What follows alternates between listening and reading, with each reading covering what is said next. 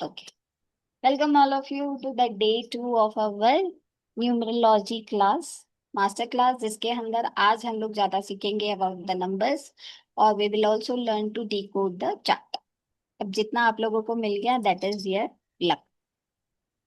ठीक है, चलिए। तो कॉमनली आज क्वेश्चंस में ये होता है कि अगर हम लोग, जैसे मैंने कहा कि we will definitely talk about some types of numerology, जिसके भी जितने इम्पोर्टेंट ये पॉइंट्स होते हैं, ब्राउनी पॉइंट्स होते हैं, कि ये बहुत ज्यादा फायदेमंद मुझे लगा वाइल डूइंग द प्रैक्टिसेस, और मैं मेरी प्रैक्टिस में जिन चीजों को कंसिडर करती हूँ ये सारा कुछ मैं आप लोगों को देने वाली हूँ, राइट। अच्छा, जियोमी जी ने मुझे पूछा है लोशो ग्रिड और वैदिक न्यूमरोलॉजी का क्या अंतर है। आप प्लीज अनम्यूट करें।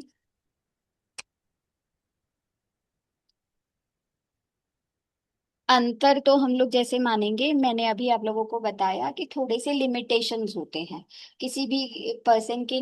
Please unmute. जियोमी मैम, आप भी स्विच कोड देते हैं क्या? हाँ, स्विच कोड और सब कुछ देते हैं। ठीक है, तो यस, आप अनम्यूट हैं, बताएं। जियोमी 23, क्या नाम से बुलाऊं मैं आपको? 23124। ठीक है, आई थिंक बिजी है।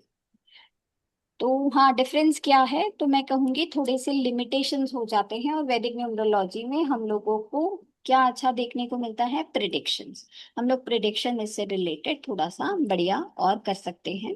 बट हाँ, नेचर, पर्सनैलिटी, ये सारी चीजें, उनकी स्ट्रेंथ्स, ये सब कुछ हम लोग लोशो से भी डिकोड कर सकते हैं। पाइथागोरस में, जैसे मैंने आप लोगों को कल भी कहा था, काफी लोग यूज करते हैं, बट इसके अंदर बेसिकली जो एक्चुअल साइंस है उसमें कोई ग्रिड नहीं होती।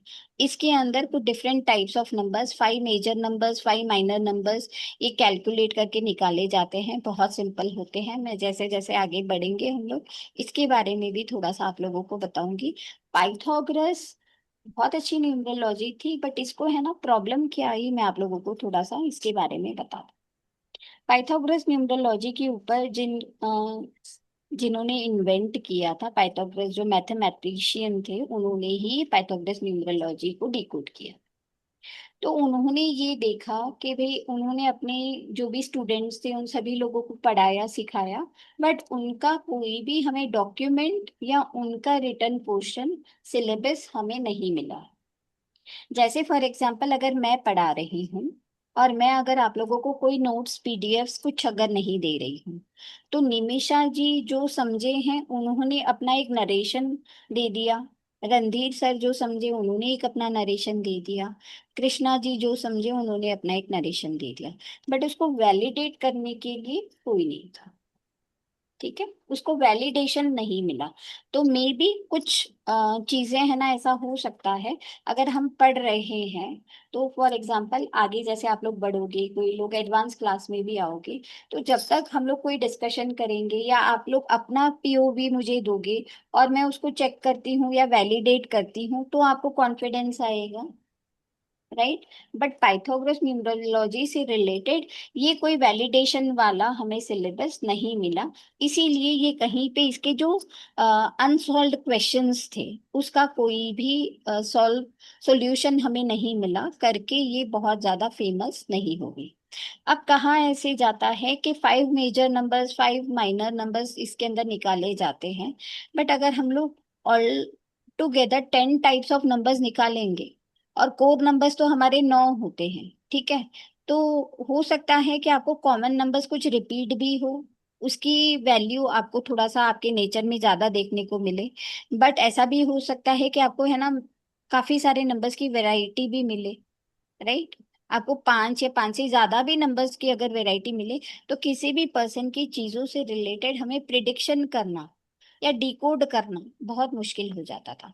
ऐसा पॉसिबल है रणदीप सर? क्योंकि देखिए 9, अगर हम 10 नंबर निकालेंगे उसके अंदर अगर हमारे पास 5 नंबर आ जाएंगे, तो मैं किसी 5 नंबर को पकड़ कर बोलूंगी तो उतनी सारी उनके पास क्लैरिटी आएगी हमें प्रिडिक्शन की? नहीं आएगी। इसीलिए कहीं ना कहीं ये थोड़ा सा साइंस हमें वीक लगा।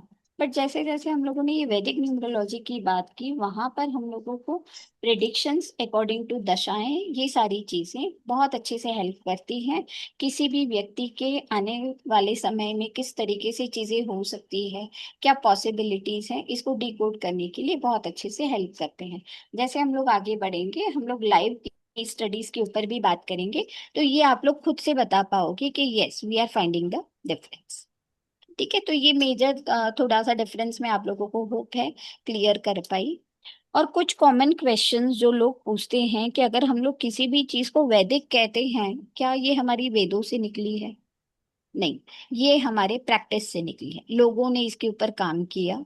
राइट, न्यूमरोलॉजी से रिलेटेड कुछ ऐसा था ही नहीं। जैसे कि अगर मैं कहूँ तो ये 1902, है ना, 1902 में इसका है ना न्यूमरोलॉजी करके नाम आया था। और इसके ऊपर लोगों ने अपना है ना प्रेडिक्शन किया, डिस्कशन किया, काफी सारे ऐसे सोसाइटीज, अकल्ट से रिलेटेड जो भी लोग काम कर रहे थे, जो भी एस्ट्रोलॉजर्स थे, न्यूमरोलॉजिस्ट थे, तो सभी लोगों ने एक सोसाइटी डेवलप की वहां पे। उन्होंने कहा कि भाई सभी अलग अलग कैलेंडर्स फॉलो करते हैं, क्योंकि अगर हम लोग वैदिक कैलेंडर की बात करते हैं या वैदिक न्यूमरोलॉजी की बात करते हैं, तो क्या हमारा कैलेंडर अलग है? हम लोग तो तिथि को फॉलो करते हैं। तो कैसे हम लोग वैदिक न्यूमरोलॉजी में तिथि को नहीं ले रहे हैं, डेज को ले रहे हैं? ये क्वेश्चन क्या आप लोगों के माइंड में नहीं आता?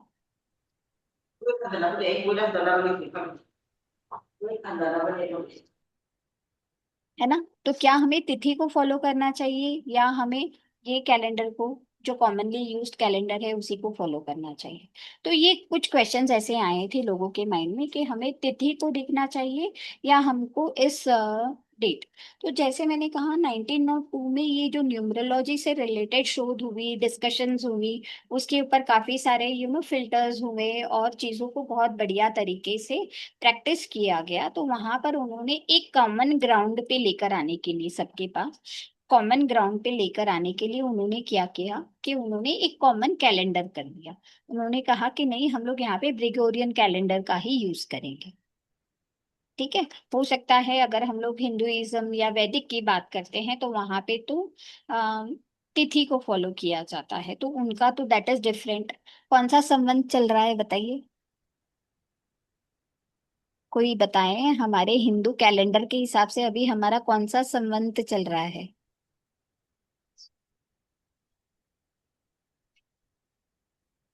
कृष्णा जी आप बताएंगे? अनम्यूट करें प्लीज। 1948? नहीं।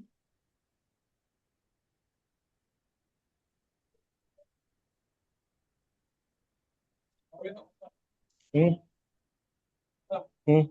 1947? चाय 1980? बना लेना। ये आप अच्छा। लोग अपने बर्थ ईयर्स बता रहे हो क्या? नहीं, चैत्र हमारी इससे, हमारे हिंदू कैलेंडर से कौन सा संवत चल रहा है? चलिए गूगल बाबा से पूछिए,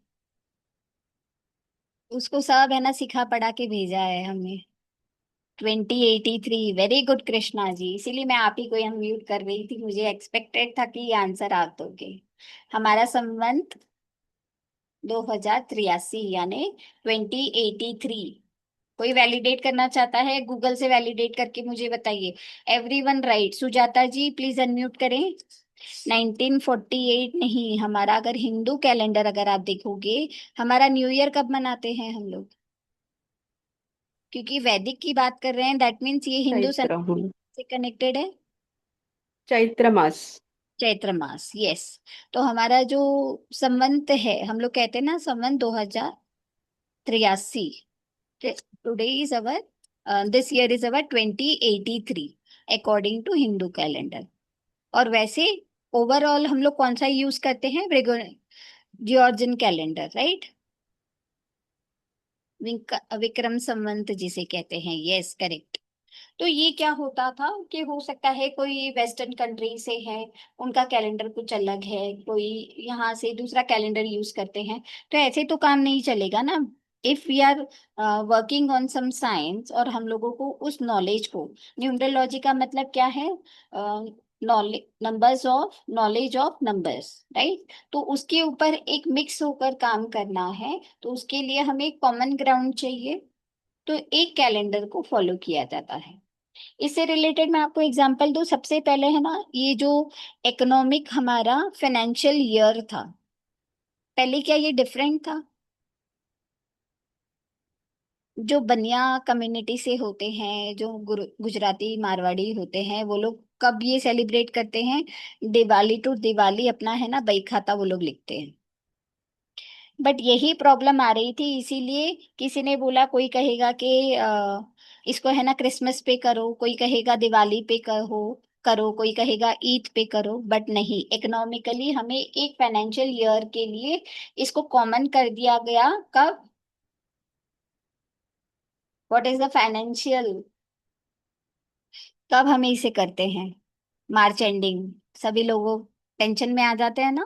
तो जिस तरीके से इसको मार्च एंडिंग को एक कॉमन कर दिया गया सबके लिए, तो न्यूमरोलॉजी से रिलेटेड जो डिस्कशंस और जो रिसर्च सेंटर्स हुए, तो वहां पे उन्होंने एक कॉमन ग्राउंड पे लेकर आए कि नहीं, हमको यही कैलेंडर, इंग्लिश कैलेंडर ही हमें फॉलो करना है, जो कि हम लोग भी यूज कर रहे हैं अभी वर्ल्ड वाइड। क्या हम लोग तिथि के हिसाब से कर रहे हैं? नहीं, हम लोग भी क्या कर रहे हैं, इंग्लिश कैलेंडर को ही यूज कर रहे हैं। तो there was a common ground कि every one will follow this one. इसीलिए वैदिक न्यूमरोलॉजी की भी हम लोग अगर बात कर रहे हैं, then we will calculate the dates according to the English calendar only. ठीक है। रात को 12 बजे के बाद किसी का जन्म हुआ है, जैसे फॉर एग्जांपल मेरी बेटी का ही जन्म 30 अप्रैल रात को 12:56 पे हुआ है, तो उसकी डेट ऑफ बर्थ हम लोग क्या कंसिडर करेंगे? अगर मुझे न्यूमरोलॉजिकली उसका प्रिडिक्शन देना है, तो 12 बजे की बाद तो कैलेंडर की तारीख चेंज हो गई, तो it will be considered as 1 May. Clear? काफी लोगों का ये भी क्वेश्चन होता है कि क्या मैम 12 बजे के बाद है तो हम कौन सी डेट कंसिडर करें? तो डेट तो वही कंसिडर होगी। क्लियर हो गया? इसीलिए वैदिक न्यूमरोलॉजी में भी हम लोग तिथि को नहीं, बट हम लोग इंग्लिश कैलेंडर को ही फॉलो करते हैं। इट इज ज्येष्ठ month and not Vaishakh. Yes. ठीक है। तो ये सारी चीजें थी, इसको हम लोग कहना चाह रहे हैं कि इसी कारण से इसको यूज किया जाता है। तो चलिए, थोड़ा सा नंबर्स के ऊपर दोस्ती कर रहे हैं, और किसी को कोई डाउट है, क्वेश्चन है तो पूछ लीजिए। सुबोध अग्रवाल जी कह रहे हैं 2026 प्लस 57 यानी 2083। मैं नहीं समझ पाई, अगर आप हैंड रेस करेंगे तो मैं आपको अनम्यूट कर दूंगी। चलिए आगे बढ़े, लेट अस मूव फर्दर। बताइए बताइए बताइए, बी एक्टिव। कल हम लोगों ने निकाला। यस, ओके, चलिए आगे बढ़ते हैं। अब हमने हमें किसने वैलिडेट कर दिया? मैम रिकॉर्डिंग अवेलेबल होगी, ये स्वाति जी रिकॉर्डिंग अवेलेबल होगी, बट लाइव का मजा लाइव में ही आता है। ठीक है। काफी लोग ये कुआ नंबर भी लेते हैं, कुआ नंबर का भी बहुत ज्यादा इतना इम्पोर्टेंस नहीं होता, बट फिर भी चलिए हम लोग इसको भी देख लेते हैं कैसे कैलकुलेट करना होता है। तो आई होप कि आप लोगों को आता ही होगा। तो 1981 फॉर एग्जाम्पल, कुआ नंबर को कैलकुलेट करने के लिए हम लोग क्या करते हैं, we take the birth year only. इसके अंदर सिर्फ बर्थ ईयर को ही कंसिडरेशन में लिया जाता है। तो 1981 अगर हम लोग लेते हैं, उसको सिंगल नंबर के ऊपर लेकर आना है, सिर्फ बर्थ ईयर को सिंगल नंबर के ऊपर लेकर आना है। यहाँ पे एग्जाम्पल दिया है, तो 1 + 9 + 8 + 1 अगर हम लोग ऐड कर देते हैं 19, उसको भी फिर से हम लोग ऐड कर कर सिंगल नंबर लेकर आते हैं, तो दैट इज 1। और यहाँ पे एक फॉर्मूले को फॉलो किया जाता है, अगर ये किसी मेल का डेट ऑफ बर्थ है, तो इसे जो भी हमें आउटपुट मिला है from the sum total of the birth year, उसको हम लोग 11 में से माइनस करेंगे। 11 क्या है? 11 is the default number, it is a formula. ये क्यों है, क्या है? नहीं, सभी को यही फॉर्मूला फॉलो करना होता है to calculate the kua number. ठीक है, अगर मेल की डेट ऑफ बर्थ है तो जो आउटपुट आया है उसको 11 में से हम लोग माइनस कर देंगे, और जो रिमेनिंग रहेगा दैट इज द हुआ नंबर। अगर ये किसी फीमेल का बर्थ ईयर है तो उसके लिए हम लोग क्या करेंगे कि इसको हम लोग ऐड कर देते हैं 4। जो भी आउटपुट आया है बर्थ ईयर का सम टोटल आया है उसको हम लोग क्या करेंगे, वी विल ऐड 4। ठीक है, देयरफॉर इसके ये ईयर अगर किसी फीमेल का है तो पुआ नंबर उनका क्या बन जाएगा, जो सम टोटल आया है 1 प्लस 4 सभी के लिए डिफॉल्ट है, this is the formula to be follow. तो हम लोग यहाँ पे प्लस कर देंगे 4, तो दैट इज 5। तो कुआ नंबर क्या बन गया, 5। ये चीज आप लोगों को समझ आई। एक एग्जाम्पल ले ले क्या, अलका जी बताइए अपना, आपको समझ में आया? जी मैम, आ रहा समझ। आ रहा है, आपका बर्थ ईयर बताइए एक बार और, प्रिया जी वन के। Nine six four 1964। 1964, ठीक है। तो 19 अगर हम लोग अलका जी का कैलकुलेट करना चाह रहे हैं तो कैसे करेंगे बताइए अलका जी, थोड़ा सा बताइए। ईयर को ऐड कर देंगे। 9 और 1 10 6 16, चार 2 आएगा। 2 और 4 6 आएगा मैम। हाँ, क्या है बर्थ ईयर 1964। जी। तो हम लोग क्या करेंगे, सिर्फ बर्थ ईयर को लेंगे, इसको सिंगल डिजिट पे लेकर आएंगे। तो सिंगल डिजिट कितना हो जाएगा, 1 + 9 + 6 + 4 कितना होगा, 20 और 2 और 2। 22। जी 7, नहीं टोटल आ जा, अच्छा 20 कह रहे हो, इसको जी। सिंगल डिजिट पे करेंगे, 2 + 0 तो कितना आ जाएगा 2। 2 हो गया। बर्थ ईयर का टोटल कितना हो गया 2। अब और हम क्या +4। करेंगे, ये फीमेल की है डेट ऑफ बर्थ, तो हम लोग क्या करेंगे, वी विल ऐड 4, है ना। तो क्या 4 + 2, तो 6। पूरा नंबर जो बन जाएगा दैट इज 6। ठीक है, क्लियर है जी प्रिया जी, क्लियर? अनम्यूट करे प्रिया जी, हम लोग हाँ कृष्णा मैम, जी। क्लियर क्लियर हुआ मैम। Clear, okay. एक मेल की ले लें और, के क्लियर है सबको? ठीक है, अब इसका क्या इम्पोर्टेंस होता है इसके ऊपर बात करते हैं।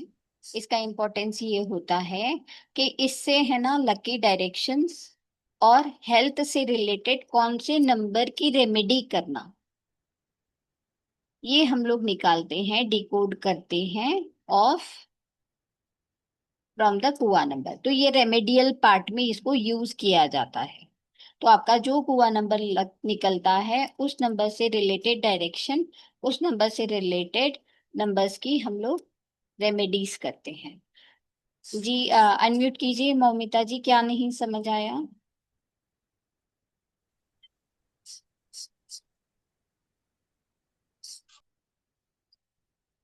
फिर से म्यूट हो गए,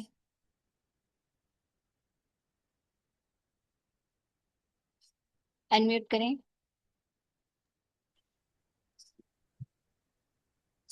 जी जी पूछिए, बिल्कुल कोई पूछने के लिए सोचेगा नहीं, एक बार नहीं 10 बार पूछिए। ममिता जी बोलिए। 1984 कुआ नंबर क्या होगा? हुआ नंबर का फॉर्मूला बताइए। 4 ऐड करना पड़ेगा। देखिए 19, सबसे पहले हम क्या 84। करेंगे, 1984 से को हम लोग ऐड करके सिंगल डिजिट के ऊपर लेकर आएंगे। तो कितना हो 4 हुआ। जाएगा, 19 4 का टोटल आ गया 4। Total total 22। 22 हो 22 होगा। को ऐड करेंगे तो 4 आ गया। अब ये आपका डेट ऑफ बर्थ है। हाँ, डेट ऑफ बर्थ है। हाँ, तो फिर फीमेल के लिए हम लोग क्या करेंगे, फॉर फीमेल ऐड 4। 4 से 4 ऐड करना पड़ेगा। 4 + 4, तो आपका कुआ नंबर क्या बन गया, 8।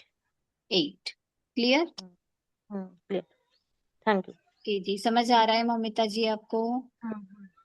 जी स्वाति जी अनम्यूट करें।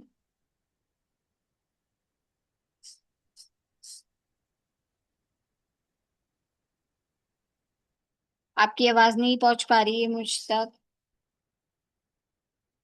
बाकी लोगों को किसी को स्वाति जी की आवाज आ रही है? आप है ना, ये ब्लूटूथ निकाल दीजिए आपका।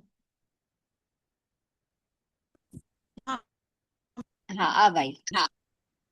हाँ मैम, मैं कह रही थी जैसे मेरा कुआ नंबर 6 है, हाँ, तो मतलब इसका मतलब इम्पोर्टेंस क्या है फिर इसका कुआ नंबर का, और मतलब इसकी रेमेडी क्यों करनी है? हुआ नंबर का इम्पोर्टेंस ये होता है कि इस नंबर से रिलेटेड हम है ना रेमेडीज करते हैं।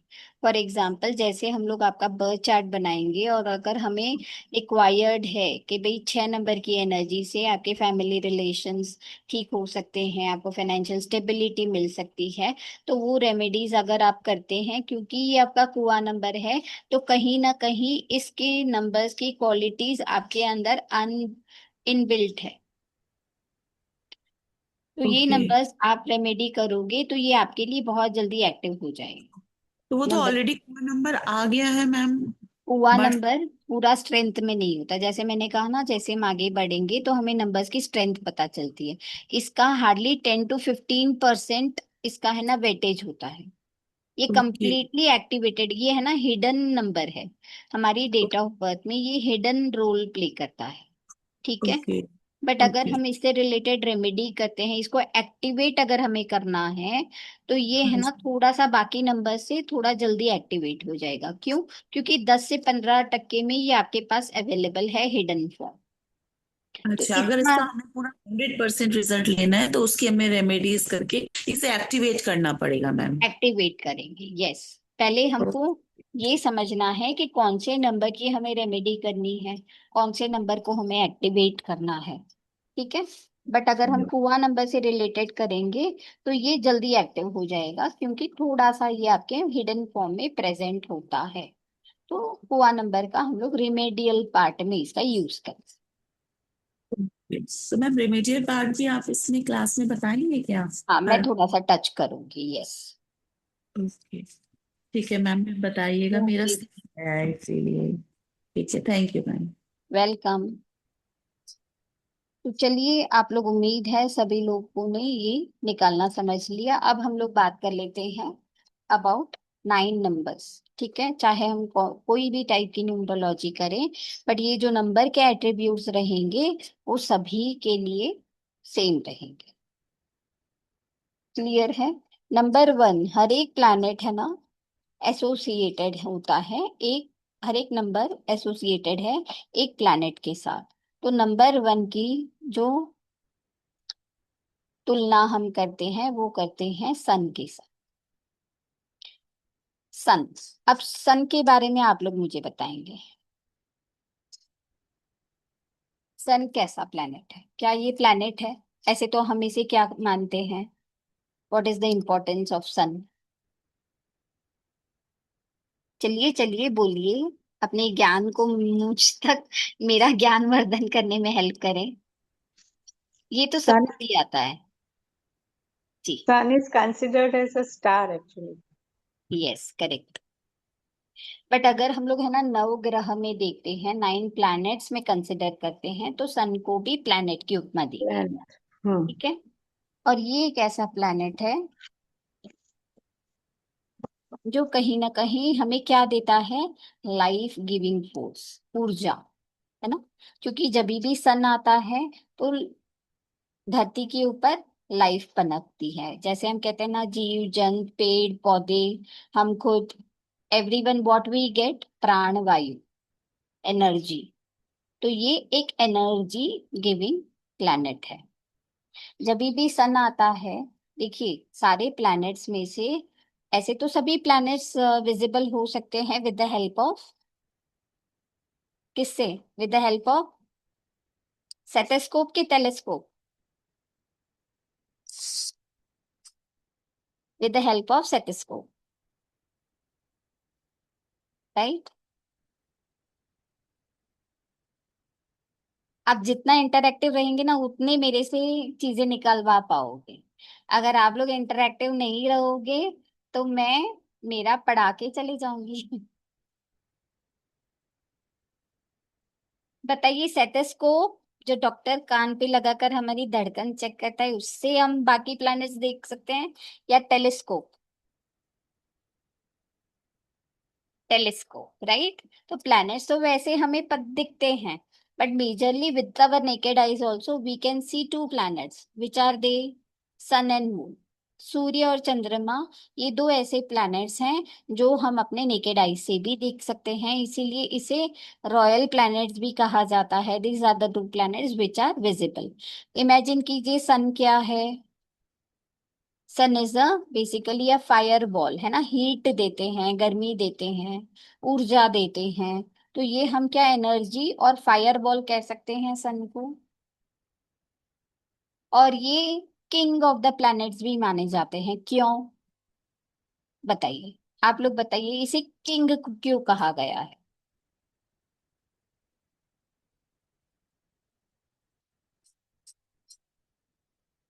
जी सुजाता जी, आप बताएं। हैंड रेस करें, कौन आंसर दे सकता है?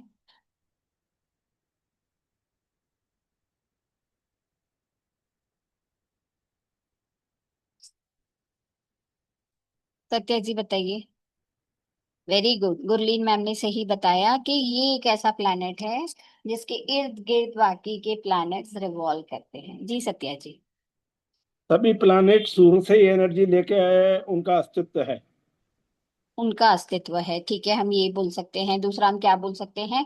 ये main centre of the planet है, और बाकी के प्लैनेट्स इसी के चक्कर लगा रहे हैं, इसी के पास ऑर्बिट में आजू बाजू इनके घूम रहे हैं। तो किसके आसपास घूमते हैं? तो एज अ लेमैन हम लोग याद करने के लिए क्या कहते हैं? कि ये राजा है, ठीक है। हम्म। इसीलिए यस। सभी उनके आसपास घूम रहे हैं, राइट। तो इसीलिए इसको याद करने के लिए, क्योंकि देखिए हम लोग स्कूल में है ना रट्टा मार के याद कर लेते थे, बट अभी हम लोग है ना ऐसे स्टेज में नहीं है, तो हम लोगों को चीज को कॉन्सेप्ट वाइज और स्टोरी वाइज हमको समझना पड़ेगा, तो that will be helpful to remember. तो इसको सन इसीलिए कहा, किंग इसीलिए कहा जाता है कि बाकी के प्लैनेट्स इनके इर्द गिर्द घूमते हैं, राइट। और ये एक फादर की तरह फैमिली में भी सबका किसको हम लोग कहते हैं कि किसका डिसीजन बहुत ज्यादा मायने रखता है? तो फादर। और इसी को अगर मैं कहूँ कि भाई अ, अगर वर्क प्लेस पे हम लोग सन को किसी के साथ कनेक्ट करना चाहें तो कौन होगा?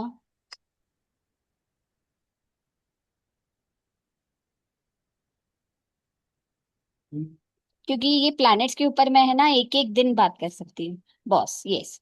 जो हमारे हायर प्रोफेशन ऑफिशियल्स होते हैं, हमारे बॉस होते हैं, यानी जिन्होंने डिसीजन ले लिया, फादर ने घर में डिसीजन ले लिया वैसा होगा। वर्क प्लेस पे बॉस ने जैसा डिसीजन लिया वैसा होगा। और अभी देखिए राजा रानी का तो जमाना गया, ठीक है। तो कौन सा ऐसा डिसीजन है तो सभी लोगों के ऊपर अपना असर करेगा? तो दैट इज,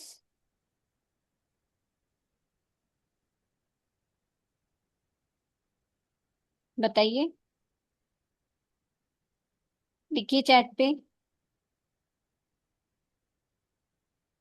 गवर्नमेंट, ठीक है।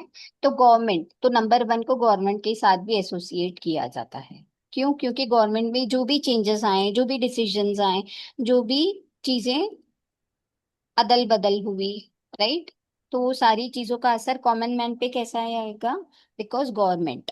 तो one number is also associated with government.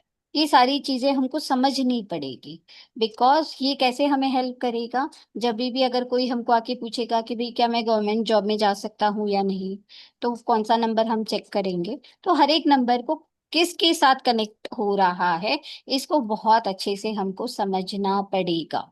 Clear है? अब इनकी क्वालिटीज की अगर हम लोग बात करते हैं, तो क्वालिटीज क्या हो सकती हैं? कि एक राजा कैसे होगा?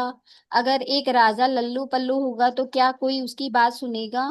एक बॉस ऐसा होगा जो कोई प्रॉपरली अपने रूल्स नहीं सेट कर सकता है, तो क्या वो उसे हम लोग उस पोजीशन पे देख पाएंगे? नहीं। तो उनके अंदर सबसे ज्यादा क्या होना चाहिए? Leadership qualities. तो number one is also connected with leadership. इसीलिए ये लोग बॉर्न लीडर्स होते हैं, पॉलिटिक्स में जा सकते हैं। इनका नेचर कैसा होगा? अथॉरिटेटिव होगा। ये दूसरों को सुनेंगे नहीं, अपनी चलाएंगे, राइट।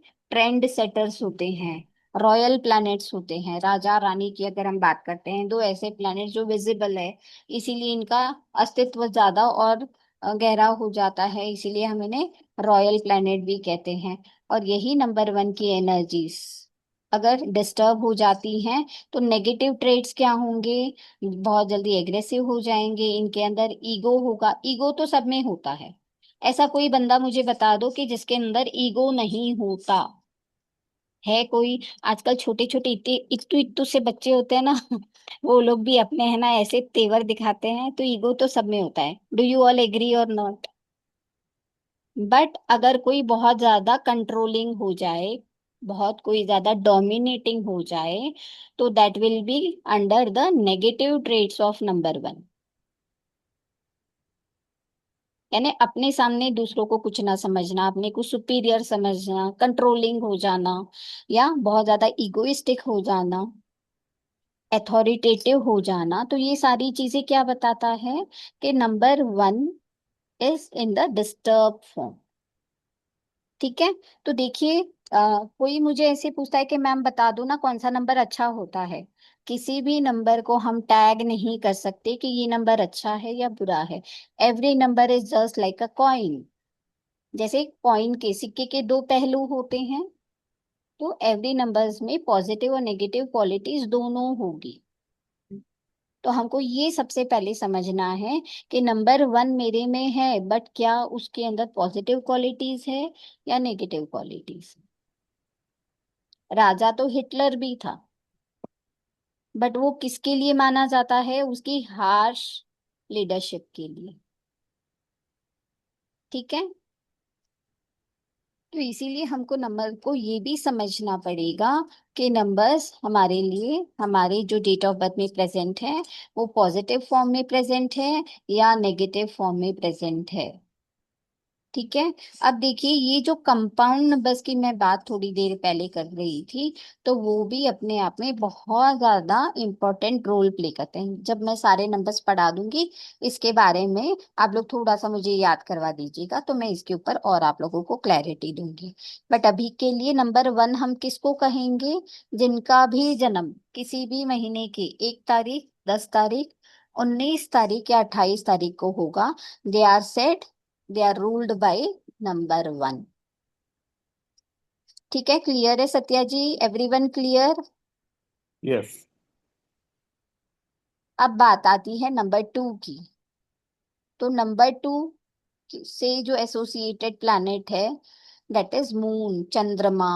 चंद्रमा के नाम में ही क्या आ गया? माँ। तो मदर की एक नेचर क्या होती है?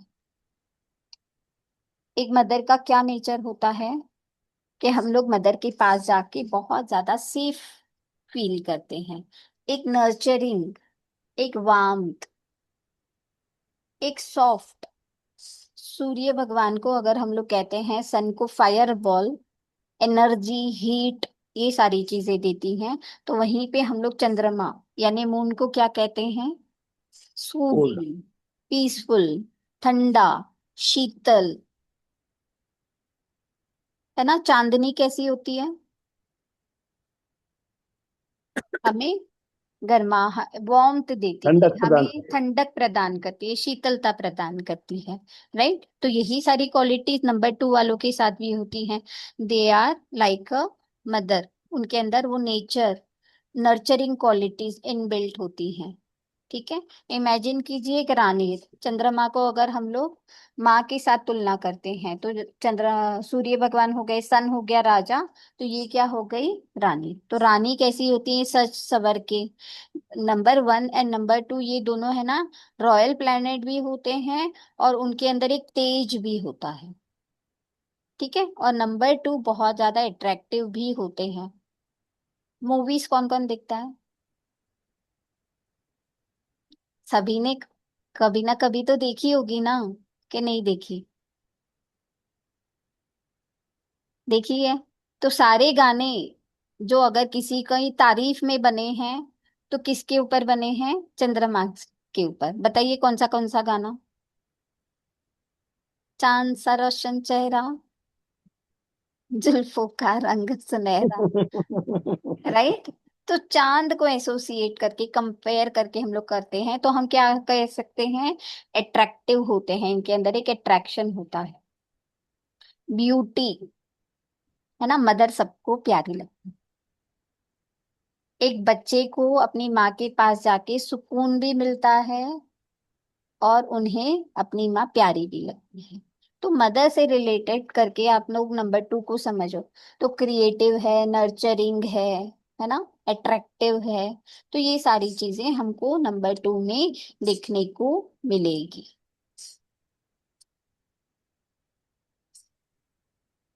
बट फ्लिकरिंग माइंड भी होता है। अब फ्लिकरिंग माइंड क्यों होता है नंबर 2 वालों के लिए, आप लोगों ने सभी ने सुना होगा, नंबर 2 को हम लोग इमोशन से भी कनेक्ट करते हैं, है ना, पानी से, जल से, इमोशन से।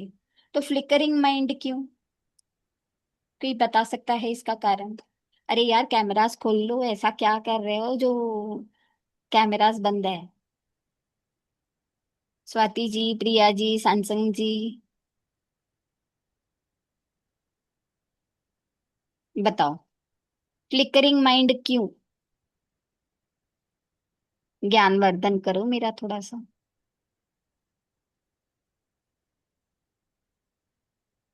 बताओ गुरलीन मैम, आप बताओ। हम मैम लोग कह एक देते हैं नंबर 2 मूड स्विंग्स होते हैं, फ्लिकरिंग माइंड होता है।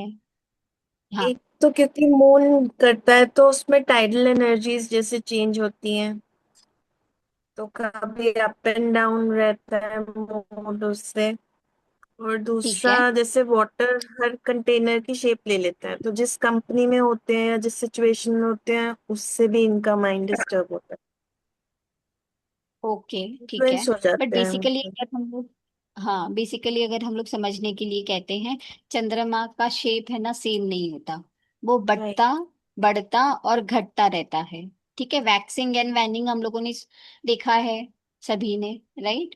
पूर्णिमा की तरफ जैसे आगे बढ़ेगा वो बढ़ता जाएगा, और जैसे ही पूर्णिमा खत्म होगी तो क्या होगा, वो घटता जाएगा।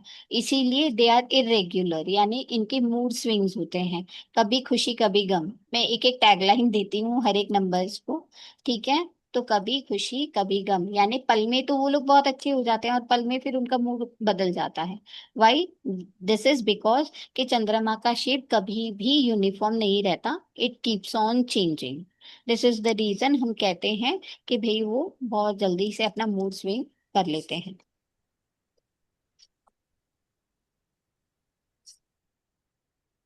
फ्लिकरिंग माइंड, मूड स्विंग्स, ये जितना नंबर 2 हमारे बर्थ चार्ट में पॉजिटिव होगा उतना हमारे लिए चीजें बैलेंस होगी, हम लोग इमोशनल बैलेंस रहेंगे। आप लोगों को पता है आईक्यू अच्छा होना बहुत अच्छी बात है, बट ईक्यू सबका बैलेंस होना बहुत जरूरी बात है।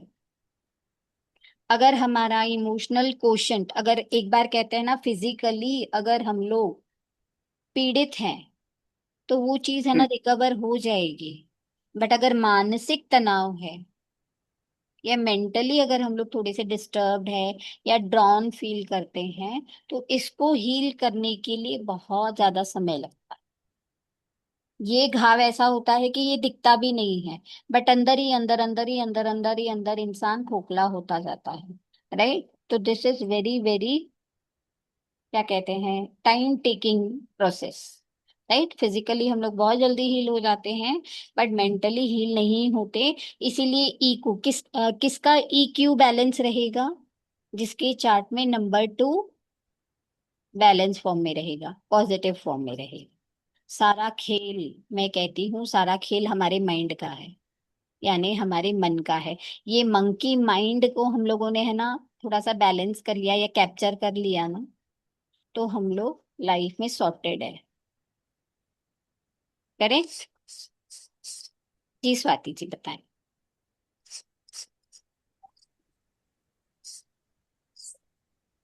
हाँ बोलिए बोलिए। बोलिए बोलिए। हाँ मैम, मैं ये कह रही थी आप बैलेंस कह रहे हैं, तो बैलेंस से मीनिंग क्या हो गया कि ये नंबर कितनी बार होना चाहिए? यस, इसका रिपीटेशन, मल्टीप्लिसिटी ना होना, ये सारी चीजों के ऊपर ये नंबर को हम लोग है ना देखते हैं कि ये कितने करेक्ट फॉर्म में हमारे साथ अवेलेबल है। अगर ये डिस्टर्ब्ड मैम फॉर्म में है तो इसको हमको बैलेंस करने की जरूरत है। अच्छा, one more question, that is a personal ma'am, थोड़ा कि जैसे कि किसी का बर्थ जो है अष्टमी की रात को हुआ 1:40 पर, ठीक है, और अष्टमी को डेट थी 19, ओके। ठीक है, तो ये जो डेट मानी जाएगी वो 20th मानी जाएगी या 19 मानी जाएगी रात को 1:40 पर, जैसे अभी एक आपने मिनट, पहले बताया? एक मिनट। डेट चेंज मानी जाएगी फिर क्या वो? हाँ, फिर से बोलिए एक बार। मैम मैं ये कह रही हूँ, जैसे किसी का जन्म अष्टमी की रात को 1:40 हुआ हाँ, रात को, और अष्टमी पे ठीक है। डेट है 19, और फिर क्या वो 20th बन जाएगी या फिर हाँ, 19th को बारह ही बजे कंसिडर? 12 बजे के बाद तारीख चेंज हो जाती है, तो ये 20 तो को ये ही सिर्फ माना जाएगा। वैदिक, और ये सिर्फ वैदिक न्यूमरोलॉजी में ही काउंट होगी ये चीज या नहीं, फिर सब सभी में, में ये? सब में। मैंने कहा ना, ये इसीलिए न्यूमरोलॉजी 1902, जब ये सोसाइटीज फॉर्म हुई, तो न्यूमरोलॉजी अगर हम किसी भी मेथड से कर रहे हैं, तब हम लोग डेट ओके। फॉलो करने के लिए इंग्लिश कैलेंडर को ही फॉलो करते हैं।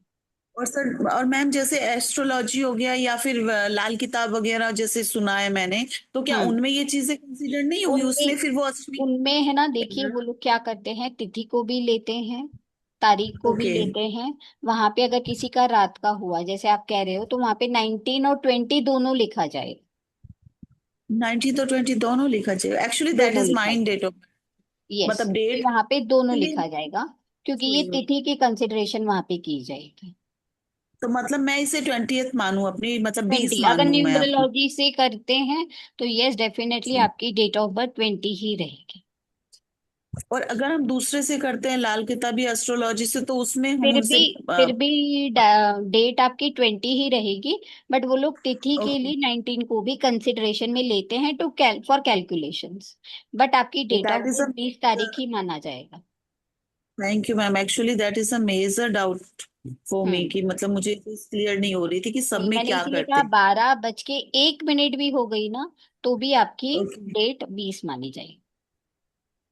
ठीक है। Okay, thank you. Okay, okay, thank you. Welcome. Welcome. Ma'am, जी। निमिषा है। जी, ये जो हम नंबर 1 नंबर 2 जो अभी हम डिस्कस कर रहे हैं, these are basic numbers, right?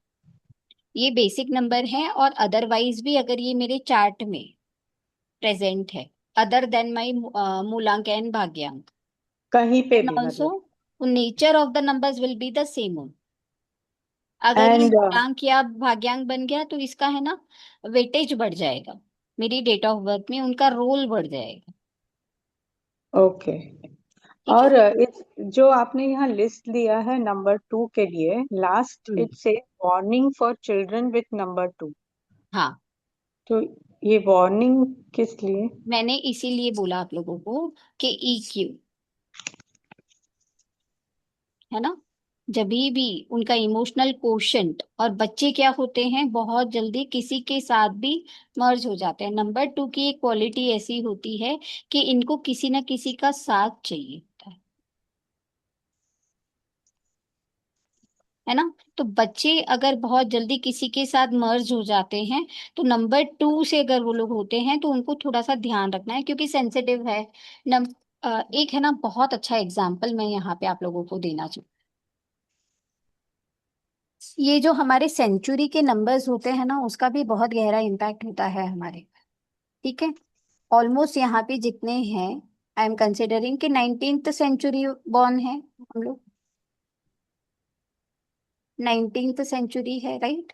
तो हमारे अंदर बाई डिफॉल्ट 1 और 9 की एनर्जीज मिल रही थी, और अभी 2000 आ गया। ठीक है। तो क्या हमको 1 और 9 की एनर्जी 2000 वालों में देखने को मिल रही है? मेजर वे में अगर हम देखते हैं, पहले के जमाने में बोलते थे कि मेहनत करो, 1 नंबर रेस्पॉन्सिबिलिटी, राजा है ना, तो वो रेस्पॉन्सिबिलिटी उठाएगा, उसके अंदर वो लीडरशिप क्वालिटी रहेगी।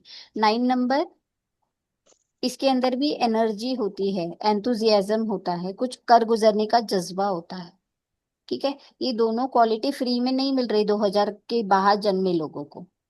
तो अभी ये लोग क्या हो गए, ये लोग मेहनत नहीं,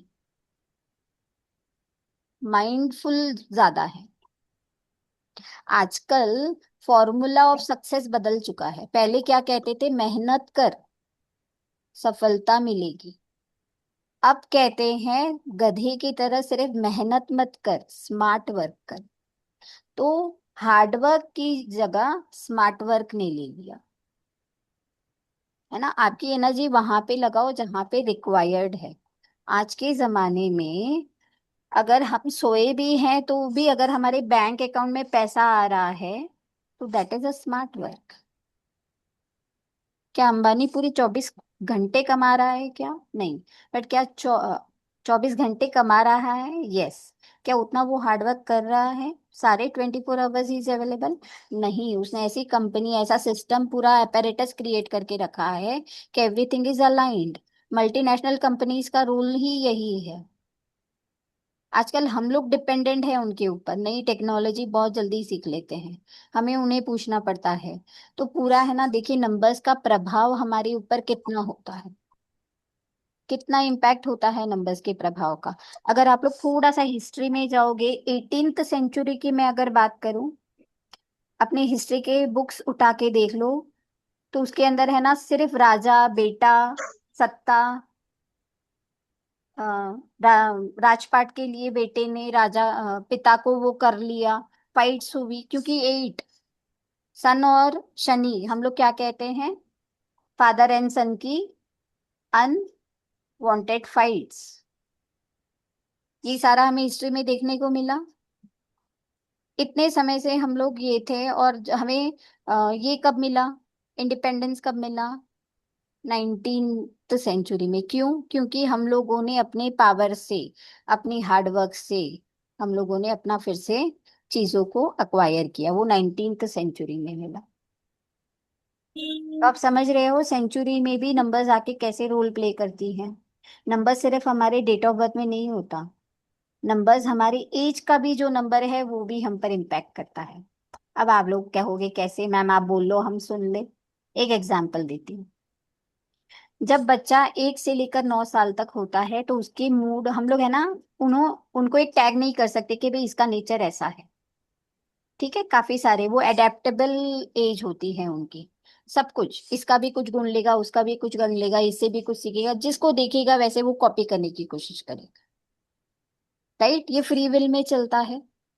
और जैसे ही वो टीनेज में जाता है, 11 12 के बाद, जैसे 13 14 15, जब उसके एज में वन बार बार 9 साल तक कनेक्टेड है, तो ये क्या थोड़ा राजा की तरह नहीं चलता?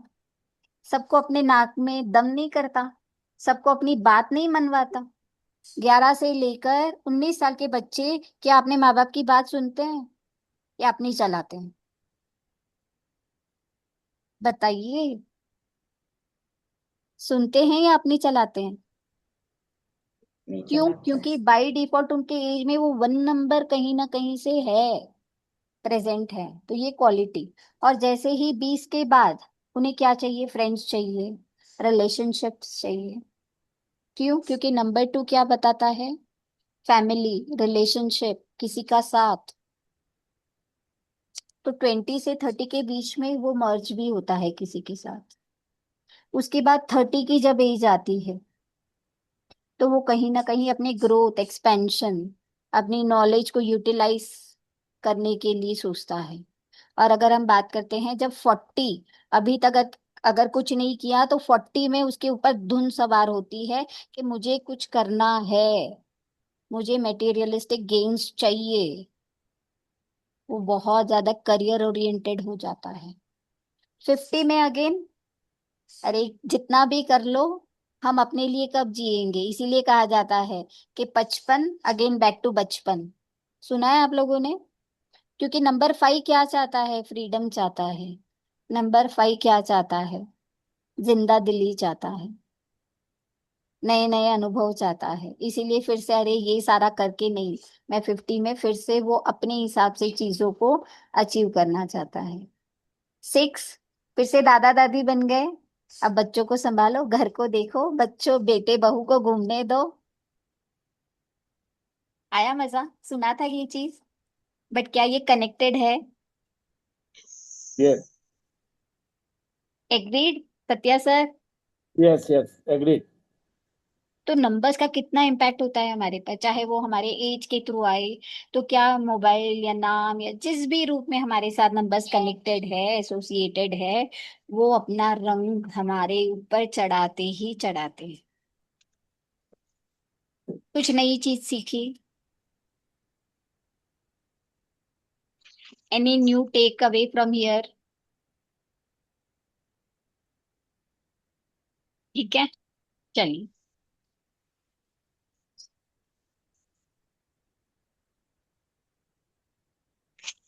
तो नंबर टू क्या होते हैं? ब्यूटीफुल अपीयरेंस होता है, सपोर्टिव होते हैं, इन्हें है ना किसी का सपोर्ट चाहिए, साथ चाहिए, ये देते भी हैं और उन्हें भी पसंद है।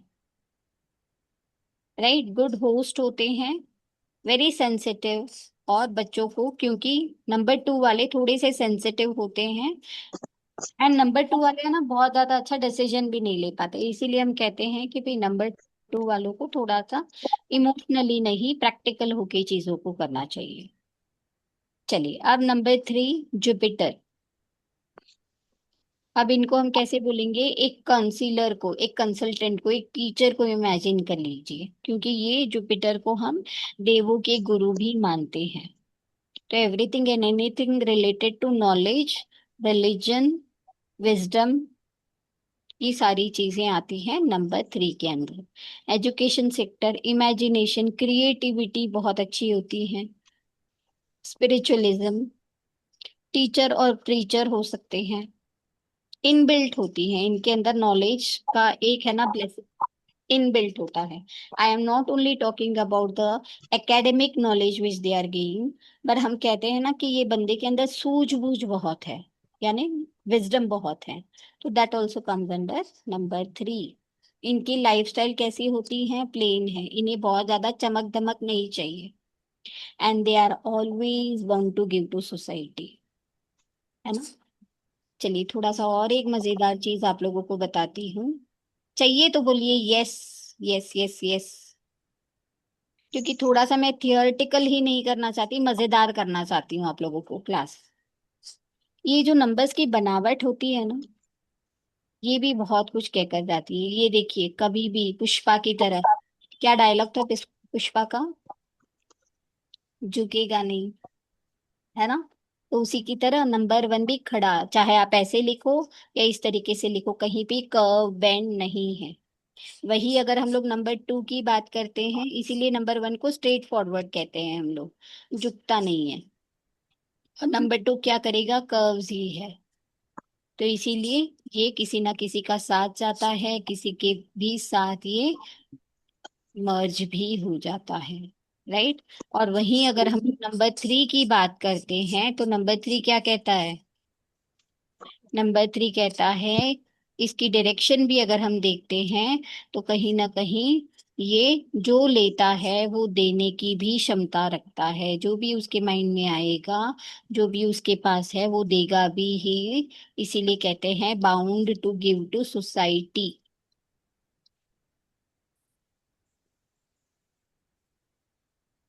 अच्छा, एक बात बताइए, यहाँ पे है ना फीमेल्स भी हैं, मेल्स भी हैं, तो जो फीमेल्स हैं, आप लोगों की बर्थ चार्ट में किन किन के बर्थ चार्ट में नंबर थ्री प्रेजेंट है? चाहे डेट ऑफ मूलांक है, भाग्यांक है, या कहीं पे भी नंबर थ्री है? निमिषा जी की उसमें है, एक है, दो है? One, one. और सत्या जी के पास भी है। ठीक है, तो कहीं ना कहीं हम कहते हैं इनके लिए मॉरल वैल्यूज और अपने पेरेंट्स के लिए प्यार, चाहे वो आ, माता पिता है या मदर इन लॉ या फादर इन लॉ है, ये लोग दोनों को बहुत ज्यादा रेस्पेक्ट देने के लिए बिलीव करते हैं। ऐसा है। तो यस। ये नंबर थ्री की बहुत खूबसूरत बात है। और कोई है जिनका मूलांक या भाग्यांक तीन है? एनीवन? कोई नहीं? Life path is three, Monita ji कह रही है life path is three, total करके थ्री आता है। ओके, जिनका भी मूलांक तीन होता है ना, इन लोगों की एक अच्छी बात बताओ, हाँ भाग्यांक भी आपका अब तो एक्टिव हो गया है। नंबर थ्री वाले है ना, अच्छी बात तो मैंने बताई सारी, बुरी बात बताती हूँ अब एक। नंबर 3 वाले कोई भी काम बड़े जोश के साथ स्टार्ट करते हैं, और जैसे ही वो काम आगे बढ़ने लगता है ना, उनका इंटरेस्ट नीचे गिरने लगता है। They are very good starters but very bad finisher. Moni Moni Momita ji, ऐसा है। मेरे बेटे का है, भक्ति जी कह रही है। बताइए, इज इट सो? अनम्यूट करें। अतिथि जी कह रही है मेरी बेटी का भी है। They are very good starter, they are very bad finishers. पता नहीं। ओके, कोई एग्री कर रहा है तो थम्स अप दे दीजिए। ठीक है, तो ये हैं कुछ नंबर्स की क्वालिटीज जो हम लोग श्योर शॉर्ट तरीके से कह सकते हैं। ओके, अकल्ट फील्ड से इनका कनेक्शन होता है, नई नई चीजें सीखना, समझाना इन्हें बहुत अच्छा लगता है। नंबर 4, राहु देव। ठीक है, सभी को इनकी स्टोरी पता है? कोई है ऐसा जिन्हें इनकी स्टोरी नहीं पता है? वृषभानु नाम का राजा था, उन्होंने अमृत पान कर लिया था। एवरीवन ना? यस। एवरीवन। चलिए, तो फिर हम लोग जो पता है उस पे बात नहीं करते। सत्या जी ने मुझे स्पेशली कहा है, I want something new. Right Satya ji? Yes. ठीक है, तो ये यस। ऐसे हम देखते हैं तो है तो दानव, बट उन्होंने अमृत पान कर लिया था, इसीलिए इन्हें भी देवों की श्रेणी में, नवग्रह में इन्हें भी प्लेसमेंट मिली है। ठीक है, बट इन्हें हम लोग शैडो प्लैनेट्स कहते हैं। और नंबर 4, इन्हें कहा जाता है ड्रैगन्स हेड, क्योंकि एक ही राक्षस था, इनके दो पार्ट्स थे, यानी हेड एंड टेल, इसीलिए इन्हें ड्रैगन हेड कहा जाता है। अब जिसके पास, इमेजिन कीजिए, सिर्फ है ना हेड है, तो वो क्या यूज करेगा? सिर्फ अपना दिमाग लगाएगा, सब जगह अपना दिमाग लगाएगा, तो बहुत ज्यादा लॉजिकल, बहुत ज्यादा इनके अंदर आइडियाज आते हैं, आइडियोलॉजी बहुत होती है। डिबेट इनसे कोई अच्छा कर ही नहीं सकता, इनसे बहस करना बेकार है। ठीक है, ये अपनी बात बहुत अच्छे से तर्क वितर्क देते हैं, तो लॉजिकल होते हैं। इनके अंदर ऑर्गेनाइजेशन और मैनेजमेंट क्वालिटीज अच्छी होती हैं। ठीक है, रिबेलियस होते हैं। रिबेलियस क्यों कहा मैंने? क्योंकि देखिए, थे राक्षस, बट उन्होंने अपना वो अमृत पीने के लिए उन्होंने जुगाड़ लगाया, अगेंस्ट गए। उन्हें पता था कि किसी को पता चला तो हमारी तो खैर नहीं है, बट फिर भी उन्होंने रिस्क लिया। इसीलिए ये अपनी चीज को पाने के लिए कोई भी तरीके का रेबल कर सकते हैं, आउट ऑफ बॉक्स जाकर चीजें कर सकते हैं, इसीलिए they are rebellious, they work on their own terms, है ना? तो ये सारी चीजें इनके अंदर होती हैं। रिस्क बहुत बढ़िया ले सकते हैं। ठीक है, क्योंकि देखो, रिस्क लिया ना उन्होंने, ऑपोजिट टीम में जाकर भेष बदल कर बैठ गए, जुगाड़ लगाया, जुगाड़ू भी कहते हैं हम इन्हें, है ना? जुगाड़ लगाएंगे जरूर, बाई हुक और बाई क्रुक ये अपनी नीड्स फुलफिल करते हैं। नंबर 4 को हम नेगेटिव सन भी कहते हैं। नंबर 1 की क्वालिटीज इनके अंदर देखने को मिलती है, जैसे कि राजा, है ना? तो वही क्वालिटीज इनके अंदर देखने को मिलेगी। अब कहोगे कि मैम आपने बोला और हमने मान लिया। हाँ, ये स्टूडेंट्स तो बहुत सीधे हैं, मान लेते हैं। कुछ लोग होते हैं कि भाई नहीं, पूछते हैं कि मैम ऐसे कैसे, हम क्यों बोलेंगे सन राहु देव को? क्योंकि देखिए, ये भी अपनी टॉप पोजीशन में जाते हैं, इन्होंने भी ठान लिया, तो ये भी अपनी चीजों को हासिल करने के लिए बाई हुक और by they group they achieve. Example, number 1 क्या है? सन। सन क्या देता है? रोशनी। नंबर 4 क्या है? किसी भी चीज की रेप्लिका, किसी भी चीज की रेप्लिका। पूरे जहान में रोशनी कौन देता है? सन। मेरे रूम में यहाँ पे रोशनी कौन दे रहा है? ट्यूबलाइट या लाइट। तो इलेक्ट्रॉनिक्स क्या है? राहु। नेचुरल सोर्स क्या है? रिवर। एक्वेरियम क्या है? राहु। क्यों? क्योंकि वो डुप्लीकेट वाटर सोर्स है। तो किसी भी चीज की, फूल है, प्लास्टिक के फ्लावर्स है, क्या है? राहु। तो किसी भी चीज की duplicacy is Rahu. Natural world and we are connected with the virtual world, यानी इंटरनेट। ये सारी चीज भी क्या है? राहु। ठीक है, राहु क्या है? मोह माया। राहु हमें मेटेरियलिस्टिक गेन्स, ये कॉमन मैन है जिसको सब कुछ चाहिए। ऐसा याद रखिए, ये एक ऐसा कॉमन मैन है जिसको सब कुछ चाहिए अपनी जुगाड़ से। ठीक है, चलिए। आप लोगों को मजा आ रहा है? कुछ यस नया मैम। नया मिल रहा है? हम्म। चलिए तो ठीक, वरना मैं ये पढ़ पढ़ के भी बता सकती हूँ फटाफट से, मैं भी जल्दी फ्री हो जाऊंगी। ऐसा चाहिए? ऐसा चाहिए? No ma'am. नहीं चाहिए तो कैमराज ऑन चाहिए मुझे पर। ओके, चलिए। अब हम बात करते हैं कि क्या इसके नेचर हो सकते हैं। ये सिक्रेटिव होते हैं, इम्पल्सिव होते हैं, आर्ग्यूमेंटेटिव होते हैं, क्योंकि दानव है ना, प्रवृत्ति तो थोड़ी रहेगी, तो थोड़े से नेगेटिव इम्पैक्ट्स हमको देखने को मिल सकते हैं। कब ये नंबर पॉजिटिव होता है, ये सारी चीजें भी हम लोग बात करेंगे। ओके,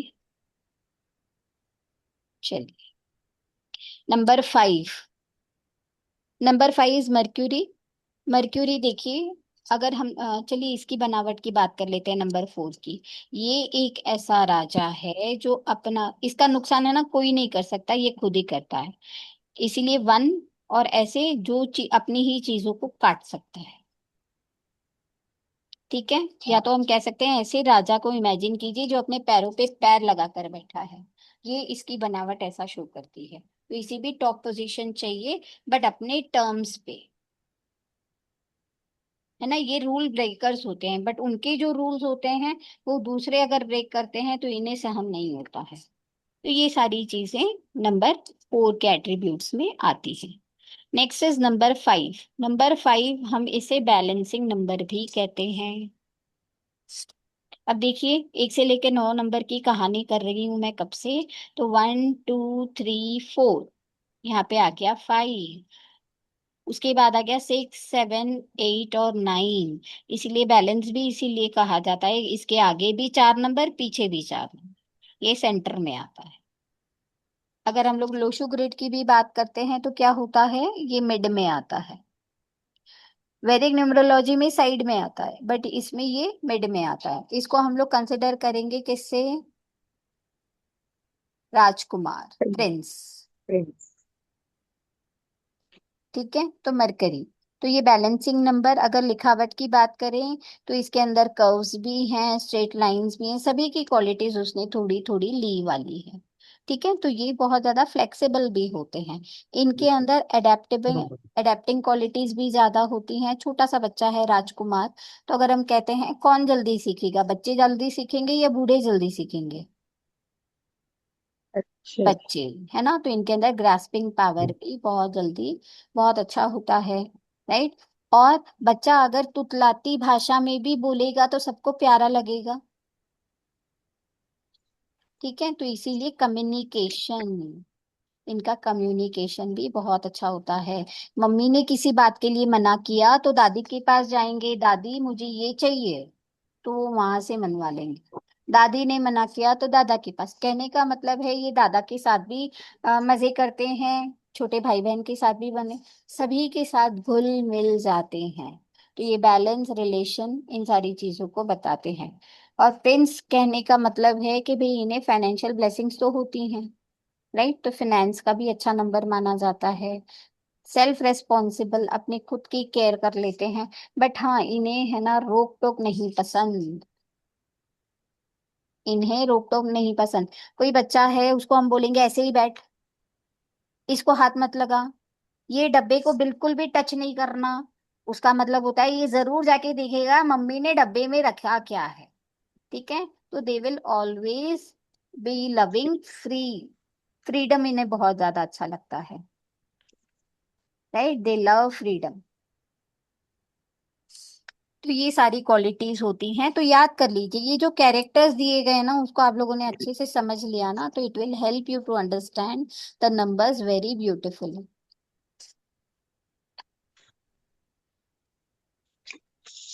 डोंट लाइक इंटरफियरेंस, बार बार अगर किसी का रोकना टोकना होता है तो इन्हें नहीं पसंद है।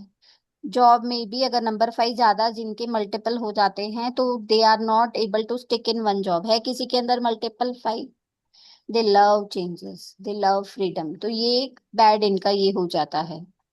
लेजी होते हैं, प्रोक्रेस्टिनेशन की प्रॉब्लम होती है।